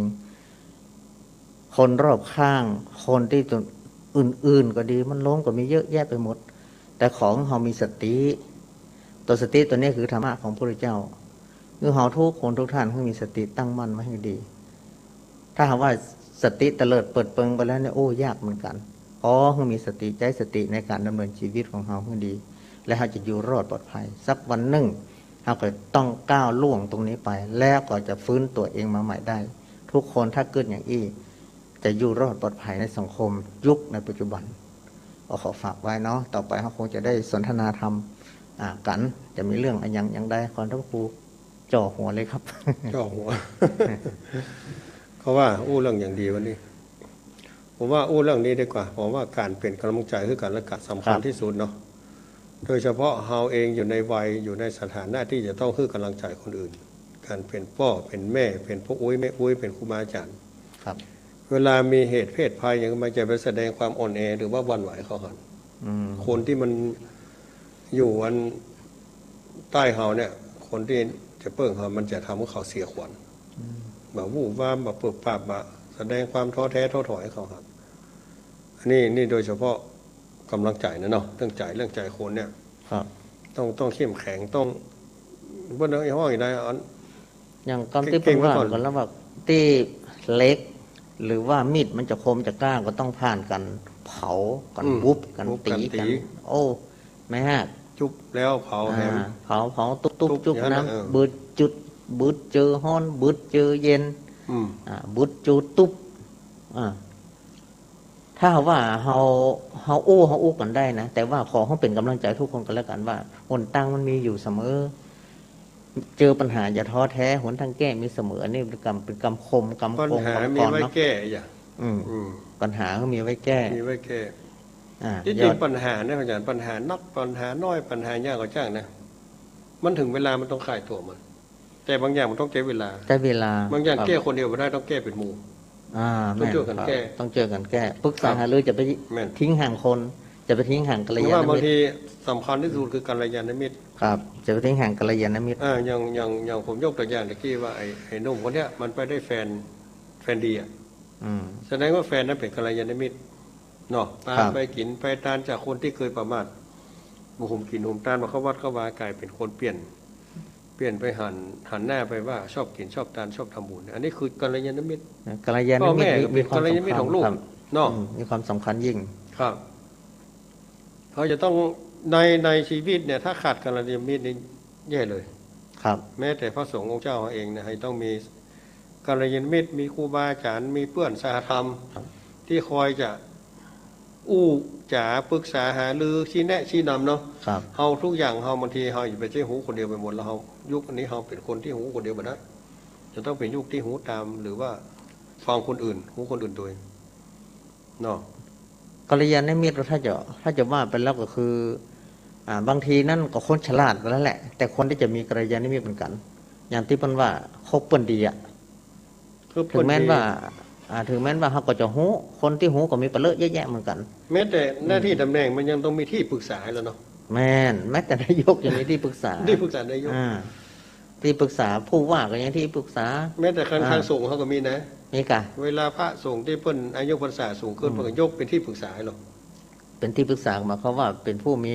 ประสบการณ์ ประสบการณ์ มีประสบการณ์มีความรู้ความเข้าใจผ่านโลกผ่านอะไรอย่างมานัก หูหันมานักศึกษามานักก็ได้ ครับ อาจจะเป็นคนหนุ่มกว่าเฮาก็ได้ อาจจะเป็นคนมีอายุนักกว่าเฮาก็ได้เป็นคนเสมอเฮาก็ได้ แต่คนนั้นมีความรู้ มี มี ความ คุ รู้ ณ ควา ธรร ม ม สา เนาะ มารถ รู้แล้วต้องมีคุณ ความ ธรรม สามารถแล้วก็ ครับ ผสมด้วยคุณธรรมจะเป็น คุณ สิ่ง ธร ที่ รม ดียิ่ง ความรู้คู่คุณธรรม ครับ จะต้องเป็นกัลยาณมิตรนั้น อ่า กัลยาณมิตรหมายความว่าอย่างที่เฮาเรียนมามิตรแท้มิตรเทียมอาจารย์เนาะ คือมิตรที่จะนำปางเฮาได้พ้นทุกข์ได้อะ ป้องกัน คือ เฮา มีไอ้อย่างที่เฮาบกพร่องก็สามารถที่ปรึกษาหารือแล้วก็ชี้แนะชี้นำเฮาได้ ครับ เฮาขาดตรงนี้เนอะเฮาบดีตรงโน้นเนอะนี่นะ อืม เอาคนปรับปรุงแก้ไขเองเนอะคือบ่หวังที่จะล้มเฮาอีกแล้วเนาะหมายความว่าเป็นคนที่คอยช่วยเหลือจุนเจือเฮาอยู่สม่ำเสมอ โดยที่บ่หวังผลประโยชน์ในอย่างจังเฮาที่มันจะเป็นลักษณะการเบียดบัง อืม อ่า ถ้า คือ เฮา ประโยชน์ร่วมกันน่ะ เฮาคบกันได้ดีเนาะ ครับ ได้ดีมาเพื่อนคนนี้มันที่อิจฉาจะต้องยินดีตัวส่ง แม่ เสริ น ม แม่นเนี่ย ดังฐานะการงานการเงินนี่ก็จ้างนะฮะว่าโอ้ ทุก เพื่อน อย่าง นี่มันดีเนี่ยพอยินดีแล้วก็ส่งเสริมเพราะมันได้ดี อันนี้เป็นลักษณะของมิตรแท้ นี่แท้ ครับ ไปอิจ จะมี ฉา เทียม หน้าไหวหลังหลอกต่อกัน ปักไปอย่างใจไปอย่างหมีเสมอต้นเสมอปลายและยามเมื่อเฮาประมาท ก็ตักเตือนเฮา ตักเตือนคอย คอย ชี้ ตัก แนะ เตือน ชี้ บอกกล่าว นำ เฮา สมมติว่าไอ้นี่มันประมาทแล้วเมาไปเล่นไปกิน มัน จะ จะแย่เด้ออย่างนั้น บางถ้าเป็นมิตรเทียมก็ตรงกันข้ามอ่ะ ไม่เทียม ทำ ไม่เทียมนี่ จะ ยาม ส่ง เมื่อ เสริมเลย ส่งเสริมทำมาดีเลยอ่า เพิ่นมิเทียมได้สังเกตว่าเฮาแย่ดีมันก็ว่าดีเฮาแย่หายมันก็ดีแย่ ชม หาย เช ตัวย เฮา อืม เออ เยอะดีกว่าชมเชย เอา เยอะ ใจ ให้กว่า เฮา ชมเชย ทั้งดีทั้งหายก็คือบอกคือแต่ที่จะปกป้องกันหรือว่าแนะนำกันพ่อไม่ใช่ อืม เพื่ออิจฉาอีกต่างหาก ถ้าทำดีก็ส่งเสริม ถ้าทำมาดีก็คอยตักเตือนบอก ถ้าก ล่า เกิด ว ปกป้อง ครับ อันนี้คือมิตรแท้ คือมิตร มิตรแท้มิตร ที่ เป็นของ แท้ กัลยาณมิตร เป็นกัลยาณมิตร มิ ข ต อ รง เราได้ แก้วเนาะ แล้วบอกอิจฉาตาฮ้อนคอยส่งเสริมสนับสนุนถ้าหากว่าเขาได้ดีนี่ก็มารบกวนเขา ความอิจฉานี่นะมันมีเนาะมันมีแม้แต่ญาติพี่น้องครอบครัวด้วยกันนี่มันมีตัวอิจฉานี่มันจะแก้ในธรรมว่าเอาอย่างมาตัวแก้ความอิจฉาเนี่ยฮะทำข้อใดเมตตาธรรมก็อิจฉาก็ไม่ใช่ ความอิจฉาคือความหันคนอื่นได้ดีตัวเองมาได้ครับ แต่ถ้าจะเอาทำข้อไหนมันเป็นตัวแก้ คือความมันก็มีหลายข้อเนาะอาจจะเป็นว่าความอิจฉานี่คอย เป็นมุทิตาเองมันแบบยินดีอ่ะมันแบบยินดีจ่ายมันแบบยินดีมันข่อยนะมันคนมันเป็นนั่นหรอ ถ้าข่อยคือข้อยินดีของมันก็ตรงกันข้ามกับความข่อย อย่างตู้เจ้าประเทศจังแต่โลกเนาะหันเพิ่นถอนรถมาผ่าเพิ่นละถอนแน่นอนเนี่ยมันซื้อโซนแน่อย่าว่าเพิ่นอะไรอย่าง คือคอยยินดีกับเปิ้นคอยยินดี หันเพิ่นซ้อนกันไปหันเพิ่นจะแม่นแฟนกันแม่นหัวอย่าหันนี่ก็ว่าเพิ่นละอย่างไปพูดอย่างโหได้อัดเพิ่นจะเป็นพี่น้องกันก็ได้ คอยมีเมตตาคอยยินดีกับคนอื่นที่เปิ้นได้ดีก็ยินดีกับเปิ้นอ่ะคอยมุทิตาก็ได้เมตตาก็ได้คอยยินดีกับเปิ้น ตัวอิจฉานี่สำคัญนะมันบางทีมันแก้ยากเหมือนกันเด้อมันเป็นกิเลสละเอียดเหมือนกันนะที่มันจะคู่อยู่ในใจคนบางทีอิจฉาหันเปิ้นได้ดีก็เอาละขอย แค่พบไปจีเปิ้นละแค่เลย แข่งเลย แข่งเปิ้นเลยก็อีสิ่งเหล่านี้ถ้าว่าเฮามันจะหู้ด้วยใจของตัวเองนะสิ่งเหล่านี้ถ้าไปเจอ ไปเจอมันก็จะหูเองแหละเขาจะแก้ด้วยวิธีการอย่างใดนี่นะครับความอิจฉาคอยยวนน่าจะเป็นความเมตตาพอยินดีมุทิตาตัวมุทิตาพอยินดีกับเปิ้นอันนี้มันไม่ยินดีหรอกไปยินหายเปิ้นนี้คอยคัดคอยเขาต้องเกิดว่าเขาเกิดอีบอกว่าคนเขาถ้าได้ดีมาเนี่ยมันก็พอให้สังคมดีกว่ากันเนาะคนนั้นเปิ้นร่ำรวยมาก็ดีแล้วมันรวยมาไม่ได้ช่วยคนอื่นเนี่ยเปิ้นก็อยากกินตาลเปิ้นพื้นเนาะอันนี้คือความยินดีความมุทิตายินดีแล้วเขาต้องคิดว่าถ้าเปิ้นรวยเปิ้นดีเนี่ยก็ดีแล้วสังคมบ้านไหนเมืองไหนมีคนฐานะดีมันก็อยากเจือจานช่วยเหลือสังคมได้ดีเนาะทานเปิ้นลวกขึ้นมาเปิ้นดีกว่าดีแล้วคนมันมีสติปัญญาเนาะมันจะได้ช่วยบ้านช่วยเมืองไงเขาคือดีกว่าอันนี้คือความถึงแม้มันจะลูกเขาก็มาจ้หลานพี่น้องก็จ้แต่ถ้าว่ามันมาทำดีกับเขาจริงแต่มันยังทำดีในสังคมเนี่ยจะว่าไม่เม็ดแต่ไม่เป็นศัตรูเขาเนาะ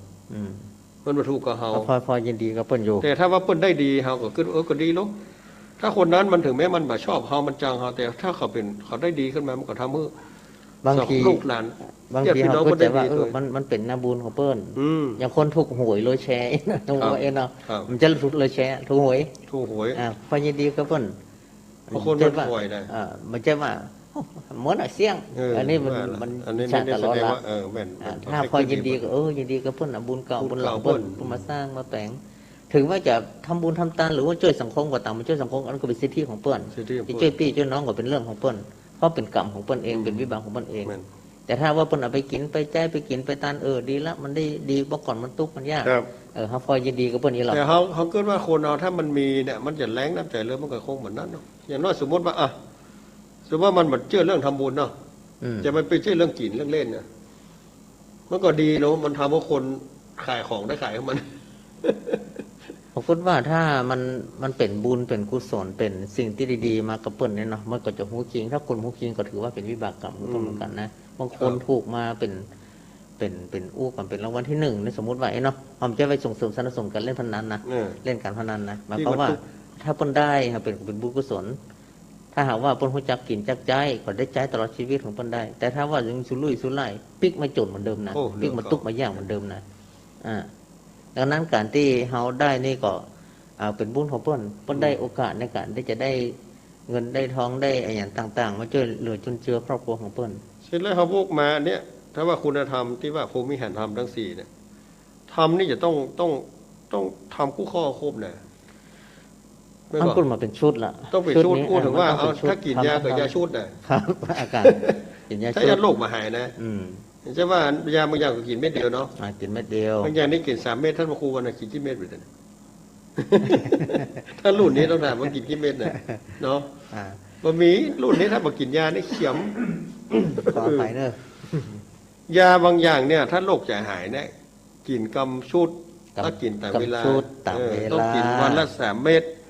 ครั้งละกี่เม็ดหรือว่าเวลากี่เม็ดนี่นะ4 เม็ดกึ่งก็บางเม็ดเป็นหักกึ่งแล้วยาบางชนิดนะหักกึ่งก็มีหักแบ่ง2แบ่ง3ก็มีดังนั้นการที่เขาจะใจพรหมวิหารธรรมเนี่ยคือทำเป็นที่อยู่พรหมวิหารธรรมเนี่ยถามว่าพรหมเนี่ยปกติพรหมคุณสมบัติของพรหมเนาะพรหมนี่ที่ถ้าแต่เรื่องควบคุมก็เป็นภูมิ1ของการเป็นว่าแต่เกิดของวัฏสงสารครับพรหมนี่จะปานเนตรละเอียดกว่าภูมิเทวดาครับภูมิสวรรค์เนาะมันไล่เนาะมนุษย์สมบัติสวรรค์สมบัตินิพพานพรหมสมบัติแล้วไปถึงนิพพานเนาะครับ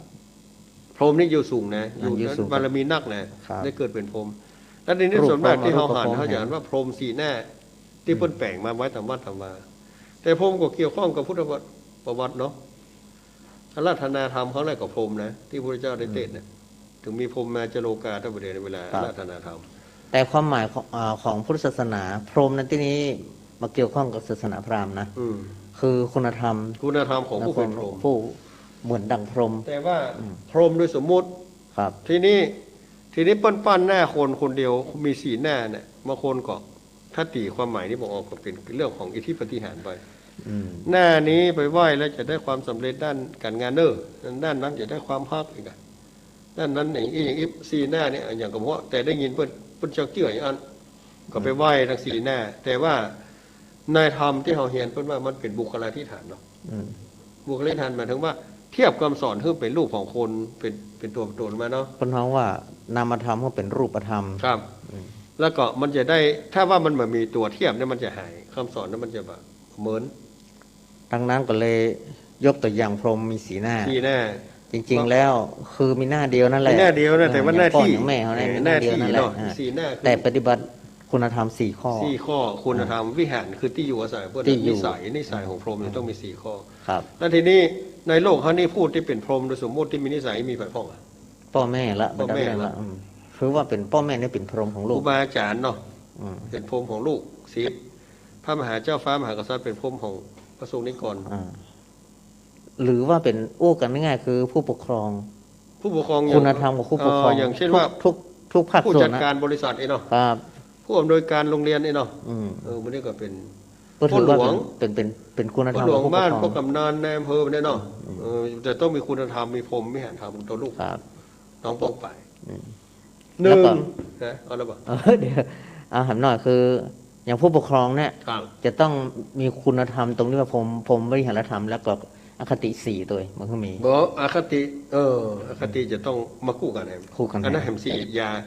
สี่เหมือนกัน ต้น สี่เม็ด อันนั้นน่าจะเป็นอาหารเสริมก็ได้ อาหารเสริม แหมสี่เม็ด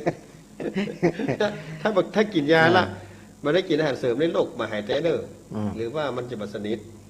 นั่นต้องมีอาหารเสริมแบบ4 เม็ดแล้วค่อยว่ากันเอายามา4 เม็ด อันนี้ขยายจากพรหมวิหารธรรม เออ ซึ่งมันก็มีอยู่ในหั่นละพรหมวิหารธรรมมุทิตาคือคอยยินดี ครับ ใบอิจฉาคอยยวนบ่มีอคตินั่นแหละอย่างเมตตาคือความรักความใคร่ความสงสาร ครับ กรุณาคือความสงสารนะคือเมตตานี่คือความรักใคร่ความสนิทสนม เมตตาเป็นข้อแรกนอนหน้าแร เม ก ต ของ ตา พรหมเลยนะ คือของพรหม เตตา คือหนึ่งเมตตาความรักใคร่ความสนิทสนมกลมเกลียว เป็นดูสง ค สาว าม รเนาะ โอ้ลูกเต้าเนี่ยลูก ความ ลูก ปรารถ ตัว นาดี ดูแล เนอะ ภาษาความปรารถนาดีสมมติว่าเขาหันว่าถึงแม้มันจะลูกเขาหลานเขาเนาะสมมติ ผู้ ว่า ป ไป กคร หา อง สัตว์ตัวหนึ่งอะ คือความสนิทไอ้ แม ต้าง ก็ คือ ดี ความสนิท อะแมงตัวหนึ่งนกตัวหนึ่งมันตกน้ำเนาะ อืม ดิ้นกระเดวอยู่ในน้ำอะใจนี่มันขึ้นไม่ตายแล้วเหรอ เมตตาเกิดขึ้นแล้วก็กรุณาความสงสารเกิด เอ็น ขึ้น ดูมันเนาะอย่ามันจะจมน้ำตายน่าเอ็นดูมัน อันนั้นเป็นความกรุณาครับ ต่อไปกรุณาออกเนี่ยเมตตานี่เป็นคุณธรรมเบื้องต้น อืม แต่ถ้ากรุณานี่ต้องแสดงอาการละ กรุณาคือความความ ต้องขวนขวายละต้องที่จะทำมันด้วยกาย ความส ก็ ง ดี สาร ด้วยวาจาก็ดีด้วยกำคืดก็ดี ถ้าสมมติว่าคนตกน้ำอย่าเขาว่ายน้ำมาจ้างอะ อืม อย่างเงี้ยนะให้โดนเขาก็ตายแล้วกันนะต้อง ต้องสอบแสวง คน หา กา อ่า ห้องเอิญคนนั้นคนนี้ ถ้าเขาลงน้ำ ก่อน ว่ายน้ำมาจ้างเขาก็ต้องสอบอย่างอื่น ต้องวิธีการอื่น แล้วบางคนถ้าบอกว่าอู้เอ็นดูมันแต่เราก็ยืนพอบันไดอันนั้นแสดงว่ามีกับเมตตาในการรุณาบตัวมา อืม จะต้องอยู่มาได้ละเมตตาเกิดขึ้นลูกเต้าเขามันออกมามันจะได้ห้ำได้เฮียนเนี่ยก็ต้องโขดขวายละ ความสงสาร ความกรุณาความสงสารเกิดขึ้นเราพยายามในการที่จะช่วยเหลือเขา ต้องช่วยเหลือมัน อ่า ถ้าเมตตานี่เป็นคุณธรรมเบื้องต้นที่ยังหมดแดงออกอาการมาเตื้อแต่ถ้าจะแสดงออกอาการออกมาทางกายก็ดีวาจาก็ดีความคิดเขาก็ดี ที่จะเข้าไปช่วยเหลือเฟื่อฝ่ายนะจะได้เป็นกรุณาก รุณาความสงสารอย่างผู้ปนตุก อืม อย่างผู้ปนตุก อย่าคือบนทุก คือเขามีตุกอย่างนั้นแล้วช่วยเหลื อย่าง อ ถึงแม้มันจะปล้นได้มันต้องขนาดนั้นก็ยังดี อ่ะ นะ ต้อง เดี๋ยว ช่ว ว่าย คนหิ เขา ว ปน ข้าว ตุก เนี่ อย ย่างนั้น คนหิวข้าวอ่ะเอาข้าวมันกินเนี่ย ถึงแม้มันจะประทังแล้วไปข้ามเรื่องก็คือปรารถนาดีช่วงนั้น ครับ แล้วก็มุทิตา มุทิตานี่คือถ้ามันได้ผลดีเขาก็ยินดี เพราะมัน แน่ นี่แห นอ ละ น ตรงนี้แหละคือ ใบอิชา ไม่อิจฉาเกิดนะคือความอิจฉาในตัวเนี้ยเขาความอิจฉาก็หมายความว่าขอนคนอื่นได้ดีตัวเองมาได้คือความอิจฉาละต้องมุทิตาคือความยินดีคุณ พ่อ อื่น แม่ ได้ดี พ่อแม่กับลูกเนี่ยมันมุทิตามันมีอยู่แล้ว แต่ถ้าไปกับคนอื่นเนี่ยมันยังไม่ค่อยมีนะ มีอะมีอย่าง มั คน จะมันยากกว่าเขาจะบอก สมมติว่าลูกตัวเก่าเนี่ยทรงห้ามทรงเฮียนได้ดีอ่ะ มันไม่มีหรอก สร้าง ที่ว่า ฐานะหลักฐานใหญ่โตได้ดีสูงกว่าพ่อกับแม่พ่อแม่สำยินดีโอ้เป็นปิติยินดีแล้ว แม่น แต่ถ้าลูกคนอื่นนี่ลูกศัตรูก็ดี ตัวนี้บ่ค่อยเกิดเหมือนกันเนอะเนี่ยเพราะฉะนั้น มันก็มีบกครบแหละ พ่อแม่ได้ไปถึงว่าเป็นพรหมของลูกโดยง่ายกว่า ที่จะไปเป็นพรหมของคนอื่น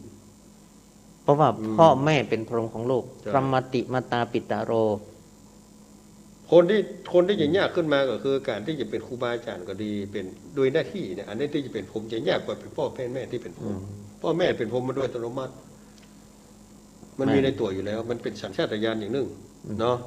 มันเป็นสัญชาตญาณ สัญชาตญาณของแทบว่าบัดถ้าว่าคนน่ะแม้แต่สัตว์สิ่งห้อยเนาะมันก็ยังเอ็นดูลูกมันต้องขนขวายบางทีแม้แต่ กา ชี ร วิต ปกป้องการดูแลเลี้ยงดูการปกป้องจากเพศภัยต่างๆ จากสัตว์อื่นก็อย่าง ทีนี้ถ้ามันดีมาเขาก็ยินดีบ่อิสระขอยยวนเนาะโอ้ได้พ้นบ่ก็ย้อนเฮา ยิ นะ นดีอ่ะเขาลูกกับหลาน ยินดีกับลูกอันนี้มันเป็นคำติดปากเราโอ้ยินดีกับลูกกับหลานเด้ออีน่ะ มันมีวิชาเขาย้อนแน่นอน ถ้ายินดีกับ ถ้าลูกได้ดี เขาจบไปแล้วเขามีครอบครัว สร้างฐานะความขยันมันเป็นมีโอ้ฐานะมันดีขึ้นมาโอ้ยินดี แต่ไม่ใช่แบบ จะไป คนเฮา วิชานะโอ้มันดีแล้วเหลือหน้าเหลือตาโอ้มาได้มันใช่มันใช่ก็ได้ ไว้หลัง จริง ไป ใจ ตั้งดังซะเพื่ออะไรอ่ะ มาได้มามีในชีวิตจิตใจของพ่อแม่แน่นอน แน่นอน พ่อแม่ที่มีคุณธรรมที่มีจริงนั้นบางคน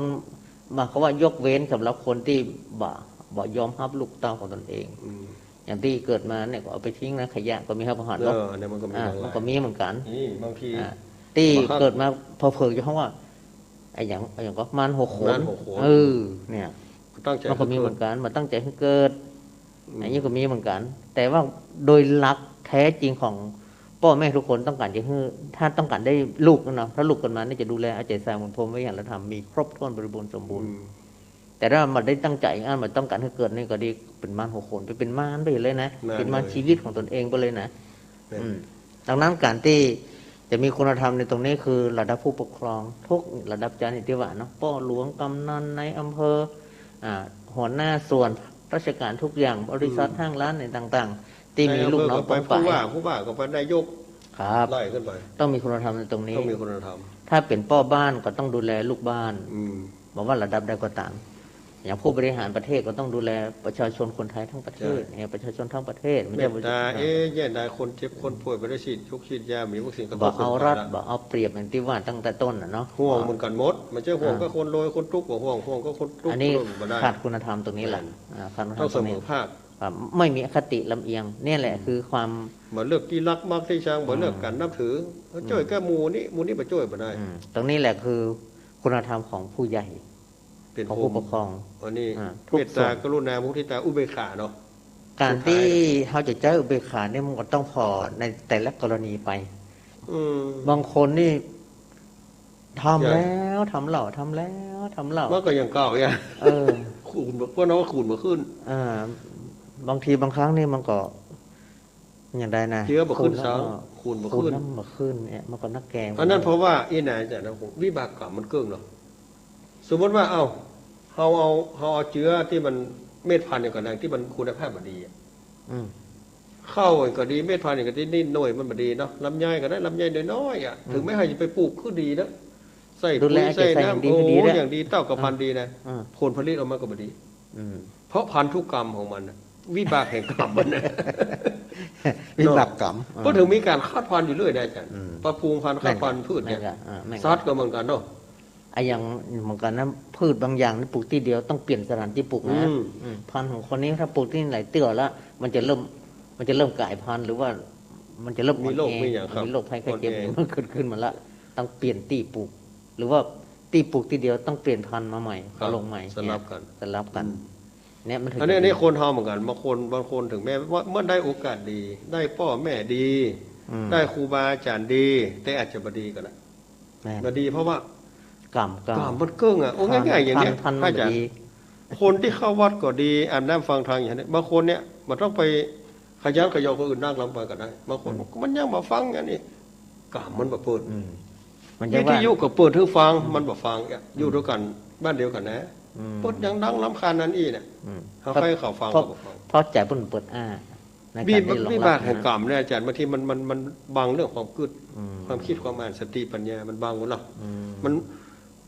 วิบากกรรมส่วนบดีมันอกุศลกรรมที่สร้างมาบากกรรมมันก็ต้องการดึงให้คนติดอยู่ในวัฏสงสารเว้นไว้แต่เกิดเมินเนาะเหมือนมันออกจากโลกนี้ไปสู่นิพพานได้เลยเพราะนั้นอย่างนั้นก็ดีบางด้านความคิดพ่องโอกาสพ่องเพื่อมันได้ไปเถอะคนอื่นคนศรัทธามันบัณฑิตศรัทธาวิบากกรรมเมื่อเราทำอย่างแล้วปรากฏว่ามันมาได้ดังใจสอนลูกสอนหลานก็ดีลูกศิษย์ลูกหาก็ดีแล้วมันมาได้ดังใจท่านพระครูว่าทำแล้วทำแหวก็ทำแล้วนะเสี่ยงตีแล้วอุเบกขาแต่นี่มาแล้วยกแม่น้ำตั้ง5ก็ได้ปัตตาห้าไปซีแม่น้ำมันก็เบา เอาจนแห้วน้ำลายโปรจางอ่ะทนได้ก็ดีอันนี้นี่แสดงว่าเฮาเชื้อของมันอย่างกับเมล็ดที่พระครูว่าเนาะเชื้อของมันฝังตัวอยู่ในตัวของมันนั่นแล้วมันละเอียดโลกมันเป็นเรื่องที่ละเอียดละเอียดอ่อนมากเชื้อมันนี่นะเรื่องวิบากกรรมนี่นะเชื้อมันอยู่ในตัวของมันแล้วมันจะงอกงามด้วยเอาเชื้อเก่าของมันไปงอกขึ้นมาครับดังนั้นมาถึงว่ามันเป็นตัวเซลล์ตัวสเปซี่อย่างพวกนั้นบนห้องว่าตัวพฤติกรรมตัวควบคุมไม่บนห้องอะไรอย่างลืมบนภาษาอังกฤษนะที่ควบคุมทำให้ตัวยีนมันเนี่ยตัวยีนควบคุมพฤติกรรมควบคุมการเปลี่ยนแปลงตัวยีนของมันออกมาเป็นจะได้ถึงแม้ว่าจะเป็นพ่อเดียวกันแม่เดียวกันลูกออกมาอาจจะเหมือนกันเพราะเนี่ยถ้าถามว่าเขาไปเชื่อเรื่องวิบากกรรมพ่อตัวนี้ก็ได้แม่นความแตกต่างระหว่างพี่น้องระหว่างอุปนิสัยถึงแม้จะได้ดูแลกันคือดีเหมือนกันแต่ได้เหมือนเท่ากันในว่าแดนเกิดก็ดีการกระทำกรรมโยนิกรรมพันธุกรรมทายาโทกรรมเป็นทายาททุกสิ่งทุกอย่างมันจะเหมือนกันหรออย่างผัวเมียด้วยกันลูกที่เกิดการด้วยกันมาเนี่ยใน24 ชั่วโมงในวันทั้งหนึ่งพฤติกรรมหรือการกระทำทางกายและวาจานี่มันที่เต้าเตรียมกันก็จะเหมือนกันดังนั้นผลของการที่จะทำนั้นมันถึงเหมือนกันมาได้เท่ากันการทำกรรมในคณะที่ทำนั่งอู้เนี่ยคน108ประกอบทำกรรมแตกต่างกันแม่นกันคนบางคนอย่างป้าโอ้ยไม่โอ้ยมันนั่งฟังธรรมะบางกลุ่มก็นั่งกินเหล้าก็มีคณะเดียวกันนี่นะครับเนาะเนี่ยคือการทำกรรมคนเฮามันก็แตกต่างกันโพลที่ส่งมาก็แตกต่างกันอู้ฮักใกล้ชิดผัวเมียในครอบครัวเดียวกันขณะนี้ผัวยังไม่ได้เข้าบ้านด้วยแต่เมียอยากกินเยอะว่าถ้าไว้ละเมียท้องฟังธรรมะแล้วเพอจะไหว้พระโน้มธรรมลงมาฟังธรรมะแล้วแต่ผัวยังเข้าบ้านเดือดเนี่ยคนนั้นฟังธรรมะอยู่บ้านบนก็ลุ่มก็นั่งกินเหล้าก็มีอันเนี้ยเพราะคนทำกรรมคือการกระทำในเวลาเดียวกันชั่วโมงเดียวกันนาทีเดียวกันแต่ทำกรรมเหมือนกันจ่าลุงสุดนักเรียนที่อยู่ในห้องเรียนครูคนเดียวกันอู้กรรมเดียวกันนักเรียนทั้งหมดทั้งมวลนี่ทำไมว่าสอบนี่ไม่ได้เท่ากันเพราะหลายๆอย่างสติปัญญาความตั้งใจกันอย่างไรมันมาเท่ากันอันนี้มันถึงได้รับผลแตกต่างกันมาผลการสอบในขณะที่คนอื่นฟังคนนั้นฟังอยู่ตั้งใจฟังไอ้ก็ดีนะคนหนึ่งเล่นจิคนนั้นจุดเมื่ออู้เรื่องอย่างนี้นะหมายถึงว่าเวลาเราทำอยู่กับจ้างคุณธรรมคมวิหารธรรมทั้ง4เนี่ยถ้ามันมุทิตามาได้คือยินดีมาได้นะเขาต้องอุเบกขาโดยเอาเรื่องของกรรมเนี่ยมาเป็นวิบากแห่งกรรมผลแห่งกรรมมันเป็นมาตัดใจว่าคนสัตว์โลกย่อมเป็นไปตามกรรมอีโลกมุนาวัติโลโกพุทธเจ้าไม่นะเขาจะขึ้นมันได้ดีมันกลับมาได้ดีน่าสมมติว่าอย่างยกตัวอย่างง่ายๆนะช่วยเอาป่าไปปล่อยที่เขาอู้กันนะเนาะป่าตายน้ำแห้งโอ้ยเอ็นดูมาไปปล่อยน้ำหลงลงไปก็ได้ป่าลินกัดกินเฮ้ยเจ้าเฮ้ยเจ้าเนาะเขาก็เฮ้ยอย่างนี้เนาะแล้วก็เหลือมาได้อ่ะช่วยมาแล้วเขาช่วยเอาจากที่น้ำแห้งแล้วเอาไปสู่ที่น้ำแม่น้ำใหญ่กลายปรากฏว่ากบไปหาอย่าสมว่างูก็เขียดงูมันตะกินเขียดฮะถ้ามาคุยไปช่วยใครเขาช่วยเขียดกันช่วยไปก็งูมันจะกินท่านแล้วเจ้ามันเขาหันต่อหน้าตาอยู่คนทำพิษนี่นะคนจะฆ่าจะเก่งกันเนี้ยชีวิตคือชีวิตอ่ะแต่ถ้าว่าเขาช่วยเหลือตอนนั้นมันจะได้ความอิ่มครูบาอาจารย์วันนั้นถึงวันมันแหกินมันก็เลยได้กินเขียดตัวเดียวได้ยังอันนี้เราเอียงคติละเจ้ามันเตอคือสิ่งเหล่านี้นะเขาหันต่อหน้าแต่เมื่อเขามีคุณธรรมตรงเนี้ยเมตตามันเกิดแล้วกรุณามันเกิดอย่างข้างบนตุกแล้วผมก็จะว่าคือชีวิตคือชีวิตแต่ว่าถ้าอาจารย์แต่ถ้าว่าเขาบริหารก็แล้วไปเนี่ยท่านพระครูพ่อสารคดีที่เขาไปถ่ายทำนี่นะเขาบอกขึ้นยุ่งนะอันนั้นเป็นแบบพ่ออย่างเดียวแม่นอันนั้นเป็นแบบเจ้าโลกเป็นสัตว์เลี้ยงโลกเป็นสิ่งชีวิตที่ต้องเลี้ยงซึ่งเกิดแล้วกันมันเป็นวงจรพุ่นของว่าอย่างวงโซ่ของธรรมชาติวงโซ่ของชีวิตแต่เขาคุณธรรมตรงนี้มันมามีรสสัตว์มันมีวันนี้จะนั่งเถียงกันก็ได้คือกันคนเท่าโทรเข้ามาถ้าไปปลางูสัตว์ทั้งหลายมันมีคุณธรรมแล้วก็แปลกนะอาจารย์เวลาเครียดมันโดนงูกินมันก็ห้องดังเนาะมันให้คนช่วยกันก็เนี่ยอย่างเข้าใจว่าอย่างสมมุตินี่เนาะเขาว่ามนุษย์กับยักษ์เนี่ยในละครนี่ก็ดียักษ์เนี่ยยักษ์ไล่กินโคนไล่กินโคนเนี่ยถ ถ้าหากว่าเขาเป็นคนนี่เนาะยักษ์จะมาไล่กินเฮานี่เนาะ พระพุทธเจ้ากับเสด็จประแฮมกันนะ เนี่ย อันนี้ถ้ายอมจำนวนเฮ้ย เนี่ย ถ้าวันเป็นเดรัจฉานเนาะกับเดรัจฉานยะ เดรัจฉานมันก็เหมือนกันนะจิตใจทุกคนกลัวตายทุกชีวิตกลัวตายเหมือนกัน เราต้องช่วย ถ้าเขาช่วยเหลือตรงนั้นอย่างพระพุทธเจ้าตอนที่เป็นเจ้าชายอย่างที่ยิงหงส์พระเทวทัตยิงหงส์น่ะแมงกอเจ้าชายสิทธัตถะอุ้มหงส์อ่ะผู้ควรที่จะเป็นเจ้าของคือผู้ช่วยเหลือชีวิต นั่นไง มันจะผู้ทำลายชีวิตดีละประเด็นก็เลยให้คนเท่าโทรมาอีแม่ถ้าปะงู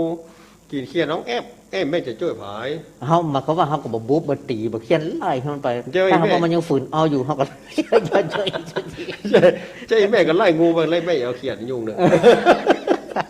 ชื่อใส่กูมันเนาะอันนี้มันจะกินจะแก่จริงๆนะมันจะว่าเขาจะเอาผิดเอาถูกเอาเถียงอะไรอย่างเงี้ยเจองูกำลังกินก็กบเท่าอย่างเหมาะอีได้ไล่งูกบเพราะในเรื่องม่วนกันเด้ออันนี้เมตตากรุณามุทิตาเบกขาเนาะครับอุเบกขาคือเอาธรรมะบางอย่างต้องเปลี่ยนชุดเนี่ยถ้าว่าช่วยเหลือมาได้มันลืนเข้ากึ่งตัวแล้วกึ่งค้อนเลยอ่ะมันพยายามเขาไล่มันพยายาม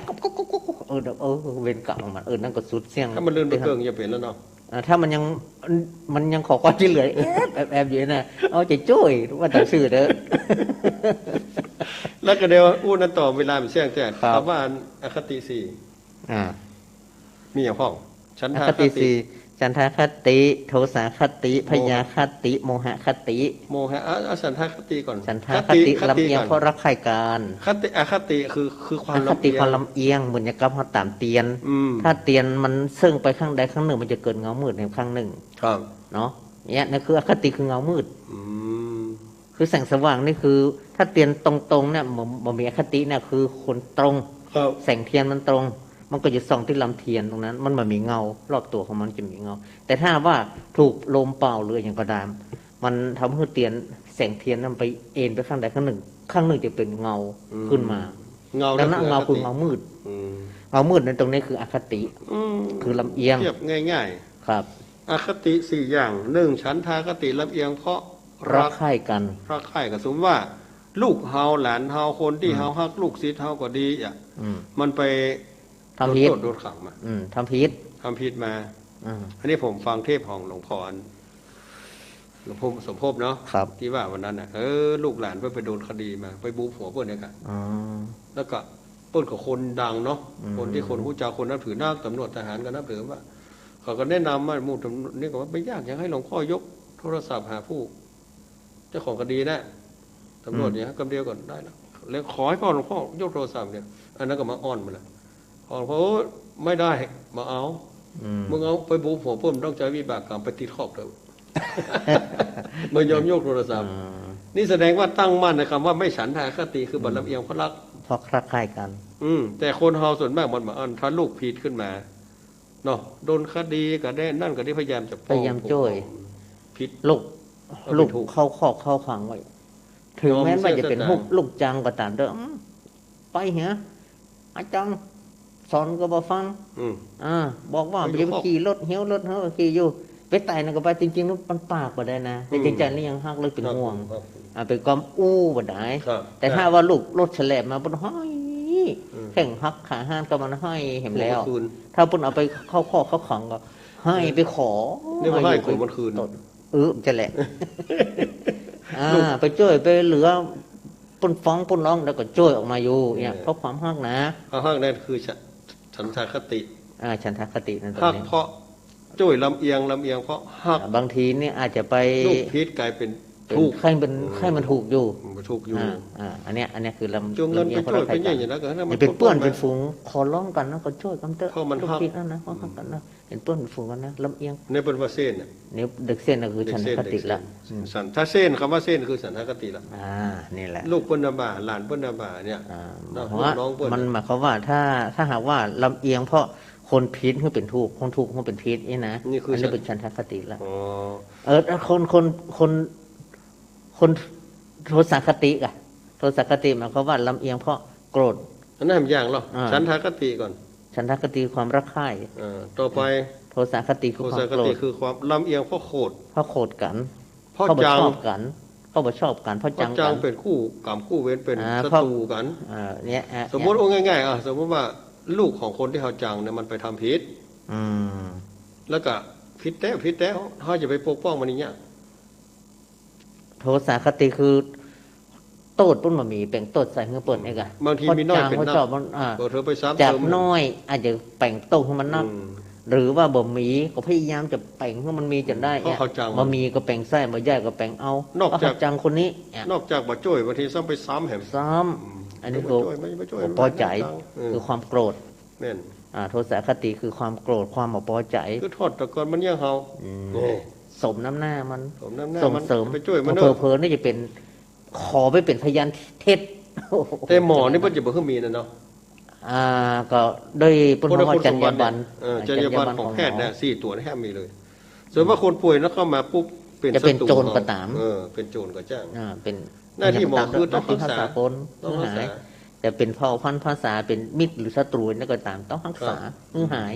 อันนี้เป็นจรรยาบรรณของหมอสมมติว่าง่ายๆนะไอ้นี่คนโดนคดีตั้งหูแน่มันโดนประหารชีวิตแต่ช่วงที่มันยังมาถึงเนี่ยมันป่วยพวกก็ต้องรักษาครับเนี่ยมาทุงยาก็ต้องรักษาเนี่ยหมอต้องรักษามีหน้าที่รักษามีความลำเอียงคนทุกข์ก็รักษาคนรวยก็รักษาไม่มีความลำเอียงนี่เนาะแล้วก็ที่3คือพยาคติลำเอียงเพราะกลัวภัยจะเข้าหาตัวเองถึงตัวเองจะเปลี่ยนได้บอกผู้ไอ้นี้มันมีอำนาจเด้อพ่อแม่เพิ่นเป็นคนมีอำนาจวาสนาหรือว่าไอ้นี่มันเป็นนักเลงเด้อ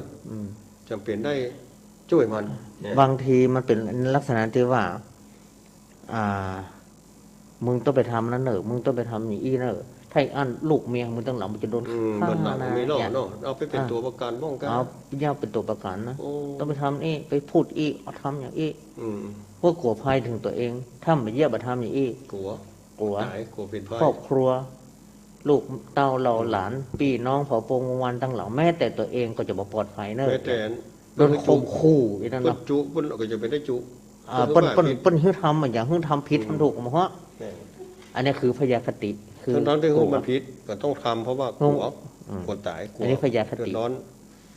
พยาคติอันนี้ลำเอียงเพราะกลัวตัวสุดท้ายลำเอียงเพราะบ่หูโมหคติโอ้อันนี้นะเก๋นะเฮ้อมันอยู่ไหนครับหันพิษเป็นทุกข์หันทุกข์เป็นพิษหันดำเป็นขาวหันขาวเป็นดำลำเอียงเพราะข้อบ่หูแจ้งข้อบ่หูแจ้งนี่หมายความว่าเป็นคนที่พิษก็ถูกก็บ่ฮู้ขอให้มันถูกใจตัวเองบอกหัวบาปหัวบุญใช่ยังบอกว่าทั้งที่นั้นมันทำพิษมันจะพิษศีลพิษธรรมกับพิษกฎหมายบางใจมันถูกใจเขาคือความรู้แจ้งว่าตูดตัวเองที่ปลำเอียงอันน่ะมันจะย้อนมาเฮาเนอจะเป็นวิบากของเฮาเนอเพราะความโมโหแจ้งว่าของสิ่งที่เขาทำนั้นมันจะเป็นผลร้ายต่อตัวเองย้อนมาที่หลังเป็น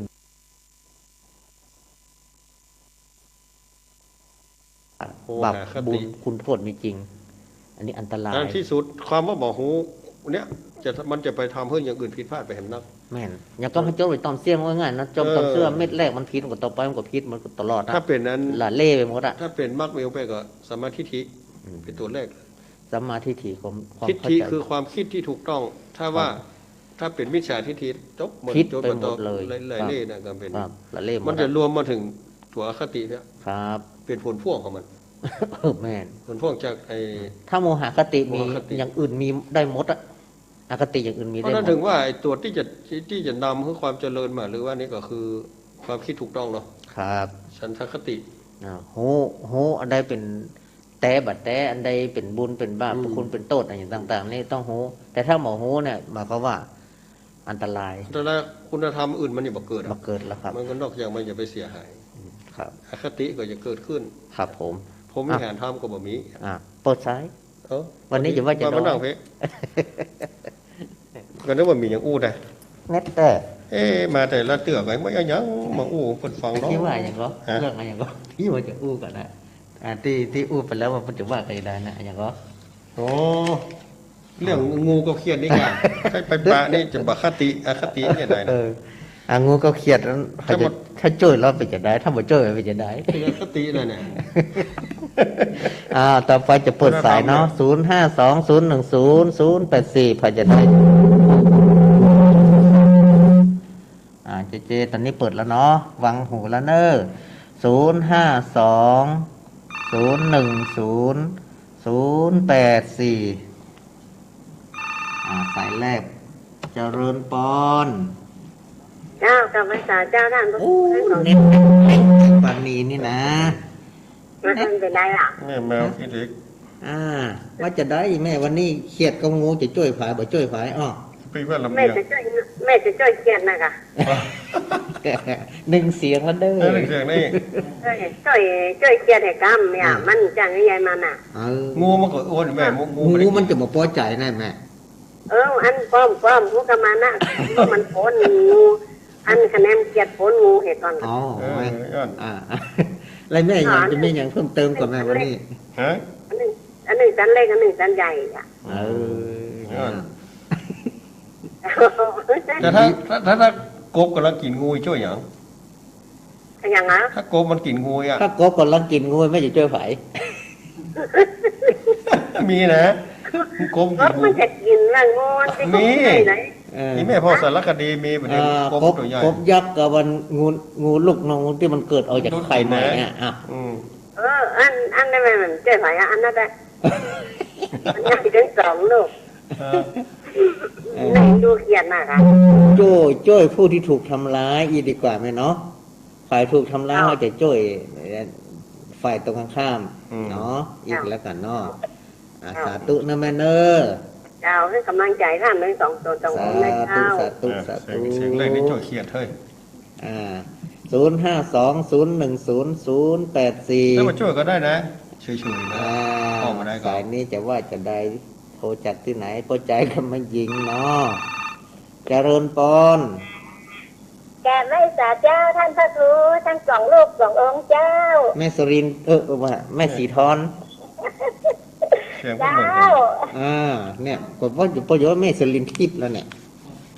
ทั้งเด็กเจ้าไม่ใช่ท่านพระครู แม่อยู่ไม่คลองไม่อยู่ก้า เจ้าอยู่ไม่คลองไม่อยู่เจ้า โอ้มันได้ติ๊กง่ายเด้อ ติ๊กเกิดเจ้า ฟังแล้วไปจะได้พ่อไม่ ขนาดแต่บรรยายเรื่องธรรมะแต่ เข้า แล้ว ใจบ่ ไม่เข้าใจดีเนาะวันนี้เนาะ ผมมีอาหารทำ เข้า ทั้ง ใจ สี่ เจ้าเรื่องนี้ก็เปลี่ยน อัน หม นี้ ด ผมไม่หารั แล้ว ฐ แม่ช่วยใครอ่ะ แม่จะช่วยไผว่ะ เจ้าเกียรติ แหน่ซองเสียงแล้ว ช่วยมาแล้วเจ้าท่านพระครู นะช่วยเขียดออกจากงู ห ไหน ลายครั้งแล้วเจ้า ถ้ามันเป็นกบเท่าไอ้แม่ช่วยไผ ฮะ ถ้าเป็นกบเนาะ เจ้า ช่วย มันจัดขาเกียรติแล้วมันน้อยเดียวอ่ะแม่ได้ยินแม่ก็หล่นไปไม่พอเอาไม้เข้าไปแย่ๆเดี๋ยวมันก็ปล่อยแล้วหรอกะทำบัดจะทำร้ายงูเนาะบัดได้ทำร้ายเจ้าบัดได้บุกจะตีเจ้า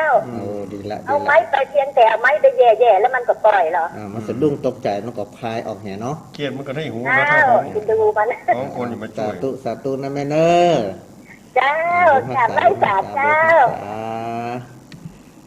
052 010 084เจริญปอน สาเจ้า อันนี้แม่ยังฟังดินก่ะ แสงลาเจ้าวันวังเจริญ เกือบถูกบางเจริ บ้า ญ นเจริญที่ไหนแม่ บ้านมีตั้งใดแม่บางเจริญมีตั้งใดรายงานตัวเลย มีตั้งมันออกยังเป่าไปมันปันหวานเนี่ย แม่ฟังมาหมื่นแล้วก็ เจ้าพังเมินอ่ะ แล้วโทรนี่ตีเป็นครั้งแรกกะ หนึ่งตุ๊กวังแก้วเองนะบนวังแก้วนะ ตำบลบางแก้ว ตำบลบางแก้วแม่โทรตีครั้งแรกกะ จังหวัดลำปางน่ะ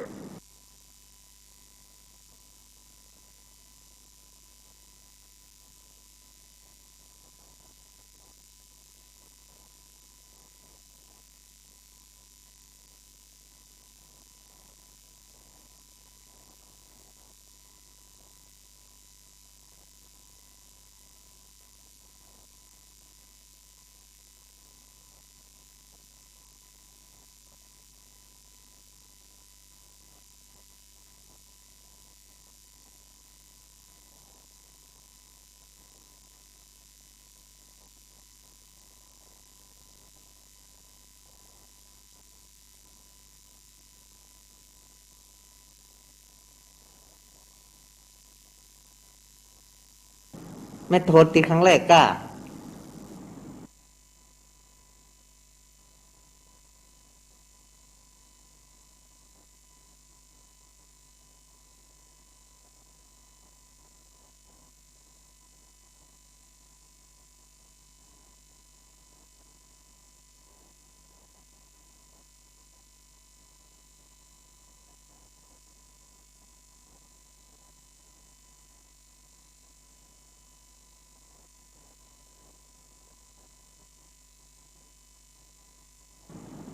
ตลอดอะเจ้าน่ะค่ะ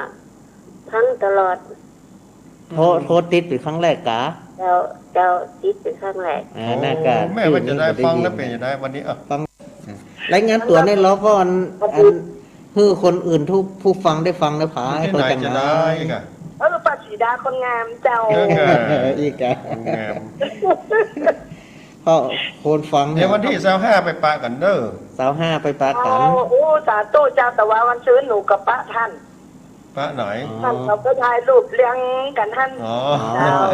เจ้านายแบบอันเวียงเป้ากับนายแบบอันนั่นค่ะการได้รอเลยประชันชมกันไอ้หลังหนอว่ากระดูกครับอันเตียนปล่อยปลาตัวใหญ่มันหวับแผลแล้วไหนดูจากก่อนปลาลูกปลาหลานเอาอันคือตะหาบน้อยไปปล่อยเตียนวังมัจฉาเจป่านักป่ามันหวับของร้านนะคนนี้มาโอ้ฟังประดาแล้วผมจะแย่จะได้นะปล่อยป่าน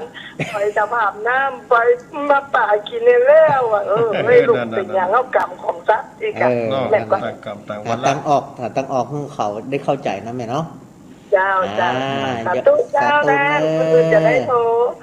มันได้โทรเห็นเต็มเนาะจะเริ่มป้อนไอ้สีดาคนงามเป้าอย่างปีที่จริงเป็นปีเห็นไหม0520100084เจริญปอนให้แต่เจ้ามีอุ้ยบรรทงลำพูนนะเจ้ารายงานตัวมาหน่อยว่าชื่อหยังแม่สีพานอายุ80แล้วเจ้าอยู่คนเดียวฟังธรรมะเข้าใจดีเนอลมอุ้ยสีพานจ้าบ้านห้องหลวงเป็นตัวแทนพี่น้องบ้านห้องบ้านโทบัดจิตการเจ้าตัวแทนไหมเจ้าวันนี้เป็นจะได้พ่อกำลังใจท่านพระครูเนอะช่วยเหลืองูเหมือนกันมันเอาเกียดเท่ากับไปจิ้วมันก็เลิ่นหนีช่วยเหลืองูช่วยเหลือเกียดกันไหมไล่งูป่ะช่วยเหลือคือเกียดคนงูยินดีจังนะดูมันเจ้ามันนัดไปหลังบ้านกระหอนมันไล่ติดกระแจเอาไปฝากมันก็ปิ๊กไปจุดดำยินดีนะเนี่ยจะมีอย่างเสริมก็จะมีอย่างเสริมก็วันนี้มีเสริมก็สาธุสององค์ฟองเนอกำลังใจเนอตุสายต่อไปได้หลายสายอยู่0520100084เจริญปอนไปจากเจ้าฟังอยู่เนอะแม่อุ้ยอินแม่สาบเสมิงจังหม่คนฟังหลายอยู่เนอะแต่เขาว่าจ้างตดเป็นประจำแล้ววันนี้แม่ช่วยงูช่วยเขียดวันนี้ได้ฟังแล้วเป็นจะได้ช่วยเขียดก็ช่วยงูไม่บอกเขาสบายเป็นเมาหัวมาได้ช่วยยาเจ้าเขาอายุ80นี่มันทำไรอย่างละงานอย่างก็สงสารอยู่มันเคยยึดตามหาอยู่โดยธรรมะนี่มันดึงเอาแบบขึ้นอย่างละเนาะโอ้ดีแล้วอยู่กับธรรมะนี่โอ้มาได้ว่าไผ่มาได้ส่วนผมไม่หันทำทั้ง4ไปเลยดีละเนาะแต่ผมไม่หันทำเด้อเจริญปอนคุณฟังจะหลายอยู่นะไม่ทำให้นะเจ้าถ้าไก่เป็นพุทธจะไปแวะอีกแม่เด้อแม่ต้นมันหลวงขนาดเนาะไปถามหาต้นใกล้ๆก็มันหลวงเนาะมันหนุน3-4นั่นแหละไปเสมอวัดจักร0100084จะผ่านท่านพอดีเจริญปอนไปสาฐานพระครูจ้าถึงสองตนสององค์เจ้ารายงานตัวมาเลยแม่แต่สลัดแก่ซ่อนแต่สลัดเดินซ่อนอำเภอเวียงฟ้าจังหวัดลำปางเจ้าตึงบัดได้ขาดกันแต่น่ะแม่เนาะเก่งเนอะวันนี้ฟังแล้วเป็นจะได้ขอคิดขอเห็นอะไรอย่างฟังก่อนไม่จะมีอย่างเสริมเติมก่อทั้งอย่างงูกินเขียดมากับเจ้าจำได้ก็งูกินเขียดกะเจดูได้ก็ดีนะแม่เป็นจะได้ฟังได้ฟังแล้วจะช่วยไผช่วยเขียดมากับเจ้าเคยช่วยป่ะแม่เคยช่วยมาละคนกดสายเขากับกดสายจึงเดียวกันเราก็ช่วยกันได้กันเนาะอันนั้นกะยินดีจังนักแม่น้อเจ้าสาธุเจ้าตัวตองค์พระเจ้าตู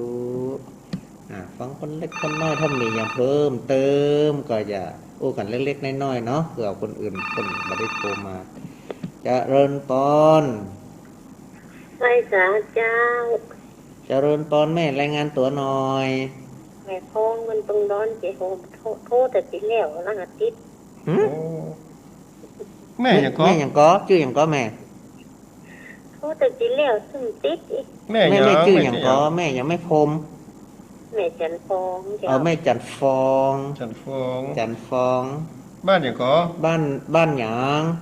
ปงดอนเจ้าโฮมลำปางปงดอนแจ้โฮมลำปางไม่โทรติดเป็นครั้งแรกกะ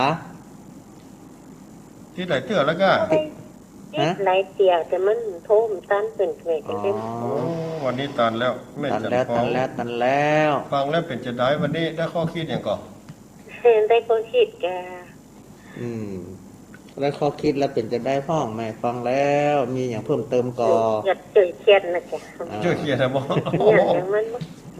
แล้วแม่จะมีอะไรอย่างเสริมก่อตรงนี้เสริมยัง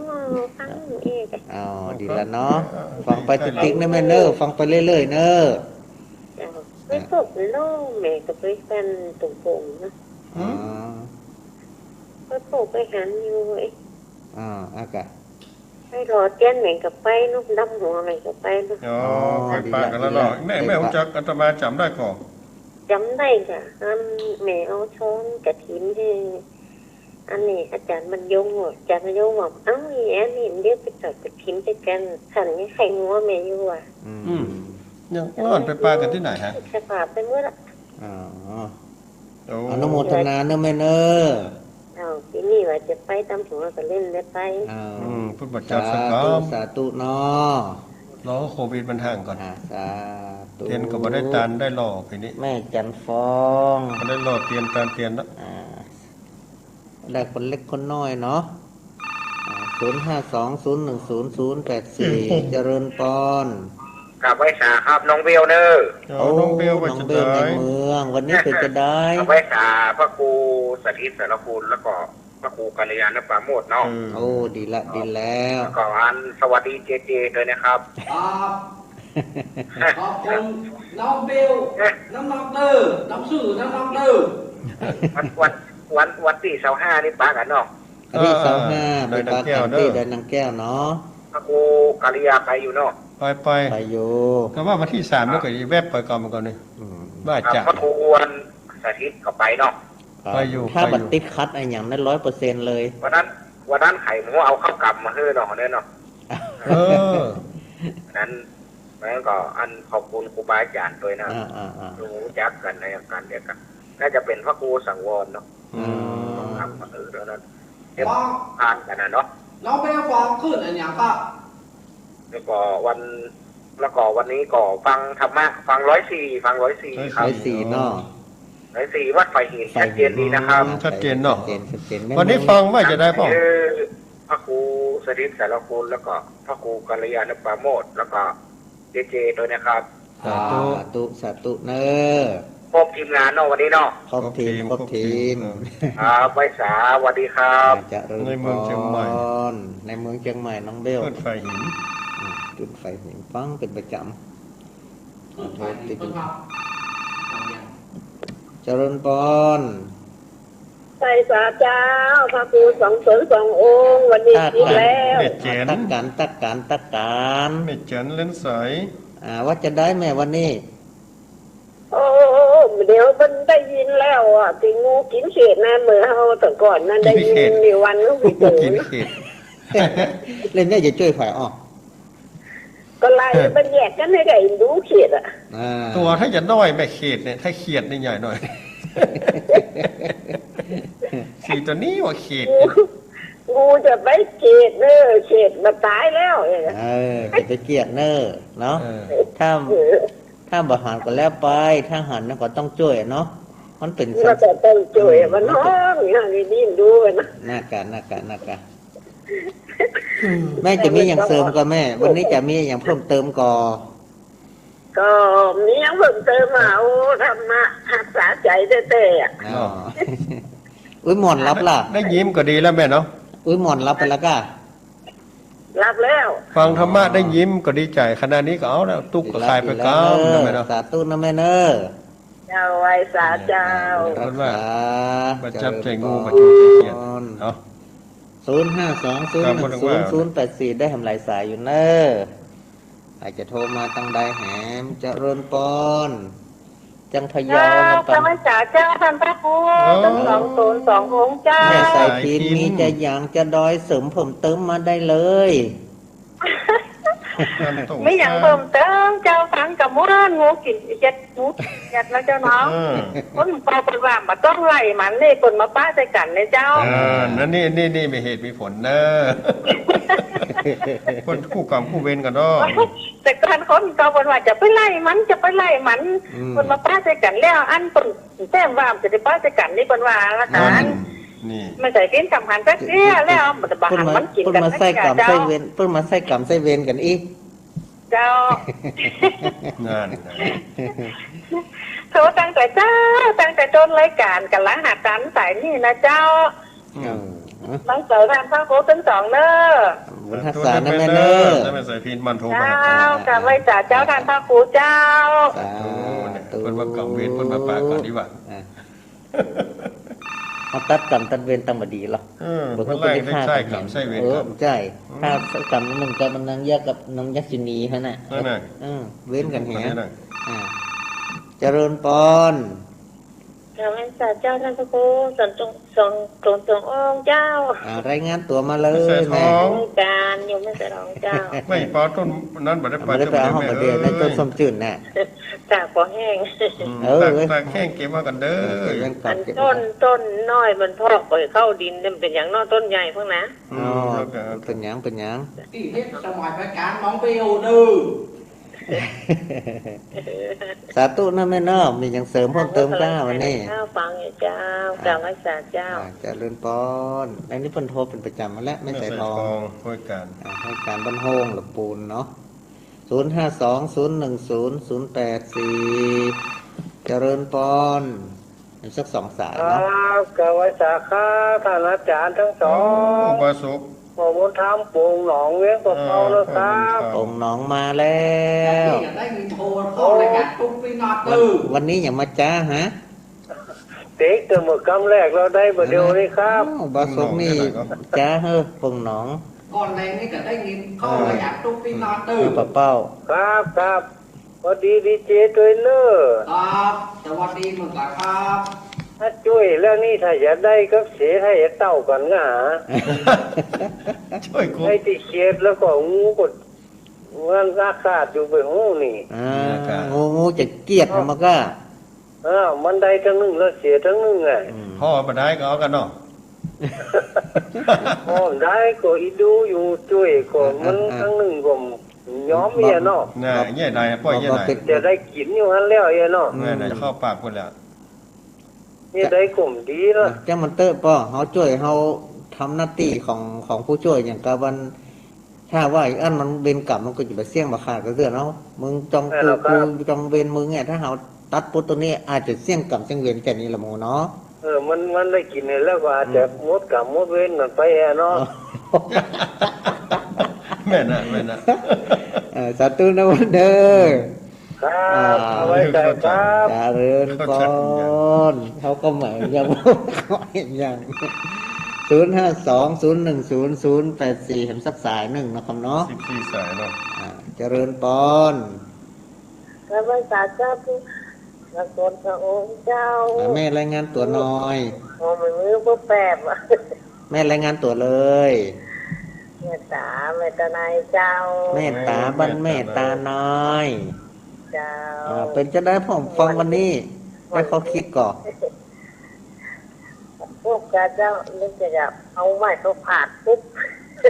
เป็นวาประจำยังพวกแกเจ้าเห็นกับเจ้าแล้วไม่จะมีอย่างเสริมเพิ่มเติมจะได้พ่องก็ฮะมีอย่างเจ้า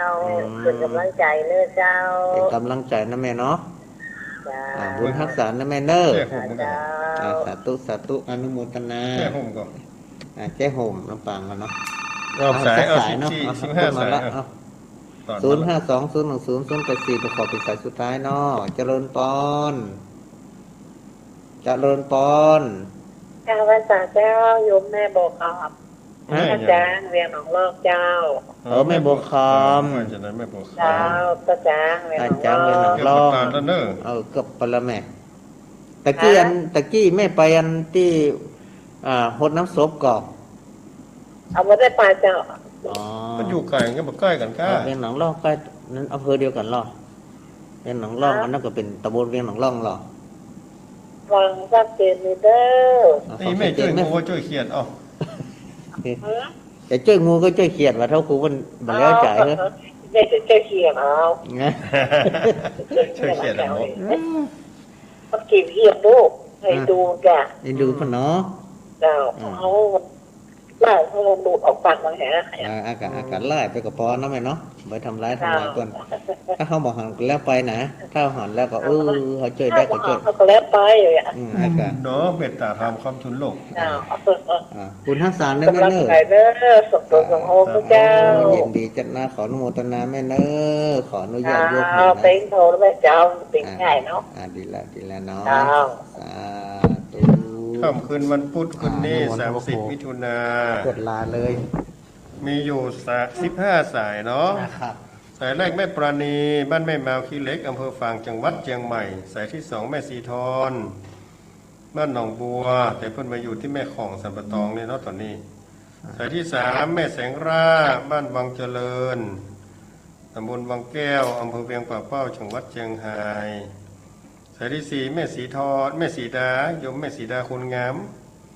เวียงป่าเป้าจังหวัดเชียงรายสายที่5แม่สีพันธุ์บ้านห้องหลวงอำเภอบ้านห้องจังหวัดลำพูนสายที่6แม่อินแม่อุ้ยอินบ้านแม่สับเสมิงจังหวัดเชียงใหม่สายที่7แม่สลัดแก้ซ้อนเมืองปานจังหวัดลำปางสายที่8แม่จันฟองบ้านปงดอนเจ้ห่มจังหวัดลำปางสายที่9น้องเบลนี่ฟังอยู่ในเมืองเชียงใหม่ฟังจะขึ้นวัดฝ่ายหินเนาะสายที่10แม่จันเรือนสายบ้านตาการอำเภอสันปะตองจังหวัดเชียงใหม่11แม่สายพินบ้านตงซ่านตำบลบ้านขออำเภอเมืองปานจังหวัดลำปางสายที่12แม่สายทองบ้านห้วยการอำเภอบ้านห้องจังหวัดลำพูนสายที่13เป้าบุญธรรมปงหนองอำเภอเวียงป่าเป้าจังหวัดเชียงรายสายที่14แม่ตาบ้านแม่ตาในอำเภอแจ้ห่มจังหวัดลำปางสายที่15แม่บัวคำบ้านใต้จางอำเภอเวียงหนองร่องจังหวัดลำพูนท่านอาจารย์ท่านพระครูปิดรายการลาสถาญาติโยมครับผม ขอกราบลาครูบาอาจารย์พระสงฆ์องค์สังฆเจ้าและขอเจริญพรศรัทธาญาติโยมวันนี้ก้าวกับผมอัตมาภาพพระอุสติสรคุณพร้อมก็ได้ทวครูกัลยาณประโมทก็ได้ร่วมกันจัดรายการในรายการอุจจาภาษาธรรมในค่ำคืนนี้ซึ่งเป็นคืนวันพุธก็ได้พอสมควรแก่กาลเวลาก็ขอเอารายการนี้จากลาท่านผู้ชมท่านผู้ฟังไปก่อนโอกาสหน้าพุธหน้าก็ได้มาปะพบกันแห่งใหม่แห่งครั้งหนึ่งถ้าหากว่าบะหมี่อย่างติดขัดเนาะแต่ถ้าพุธหน้านี่เข้าใจว่าเดือนตั้งแต่เดือนกรกฎานี่จะได้พบปะกันท่านพระอาจารย์บรรยงหรือพระครูอภิวัฒนวิกรมเพราะว่าเราได้เปิดสถานีเพิ่มเติมไปแห่งเพื่อจะให้ท่านอาจารย์พระครูอภิวัฒนวิกรมได้พบปะกับท่านผู้ชมผู้ฟังที่อยู่ในคลื่นใหม่ได้รู้จักคุ้นเคยกับสถานีแล้วก็หลังจากนั้นก็จะได้มาปะพบกันที่หลังตลอดเดือนกรกฎานี่ก็คงจะมาได้ปะกันเตื้อคงจะเป็นเดือนต่อไปดังนั้นในค่ำคืนนี้ก็ขอเอารายการจบไว้แค่นี้ก่อนโอกาสหน้าได้มาปะพบกันใหม่ขอคุณของพระแก้วเจ้าทั้ง3ประการมีคุณพระพุทธพระธรรมพระสงฆ์ตลอดจนถึงบุญบารมีที่ทุกคนทุกท่านได้สั่งสมบ่มเพาะมาดีแล้วจงได้มาปกโฮมรักษากับบุญบรรดาท่านผู้ฟังทั้งหลายทุกผู้ทุกคนทุกตนทุกองค์ได้อยู่เย็นเป็นสุขหลับดีฝันดีมีความสุขทุกเมื่อเชื่อวันยิ่งขึ้นไปเหมือนกันทุกคนทุกท่านเทินอายุวันโนสุขังปะลา สาธุ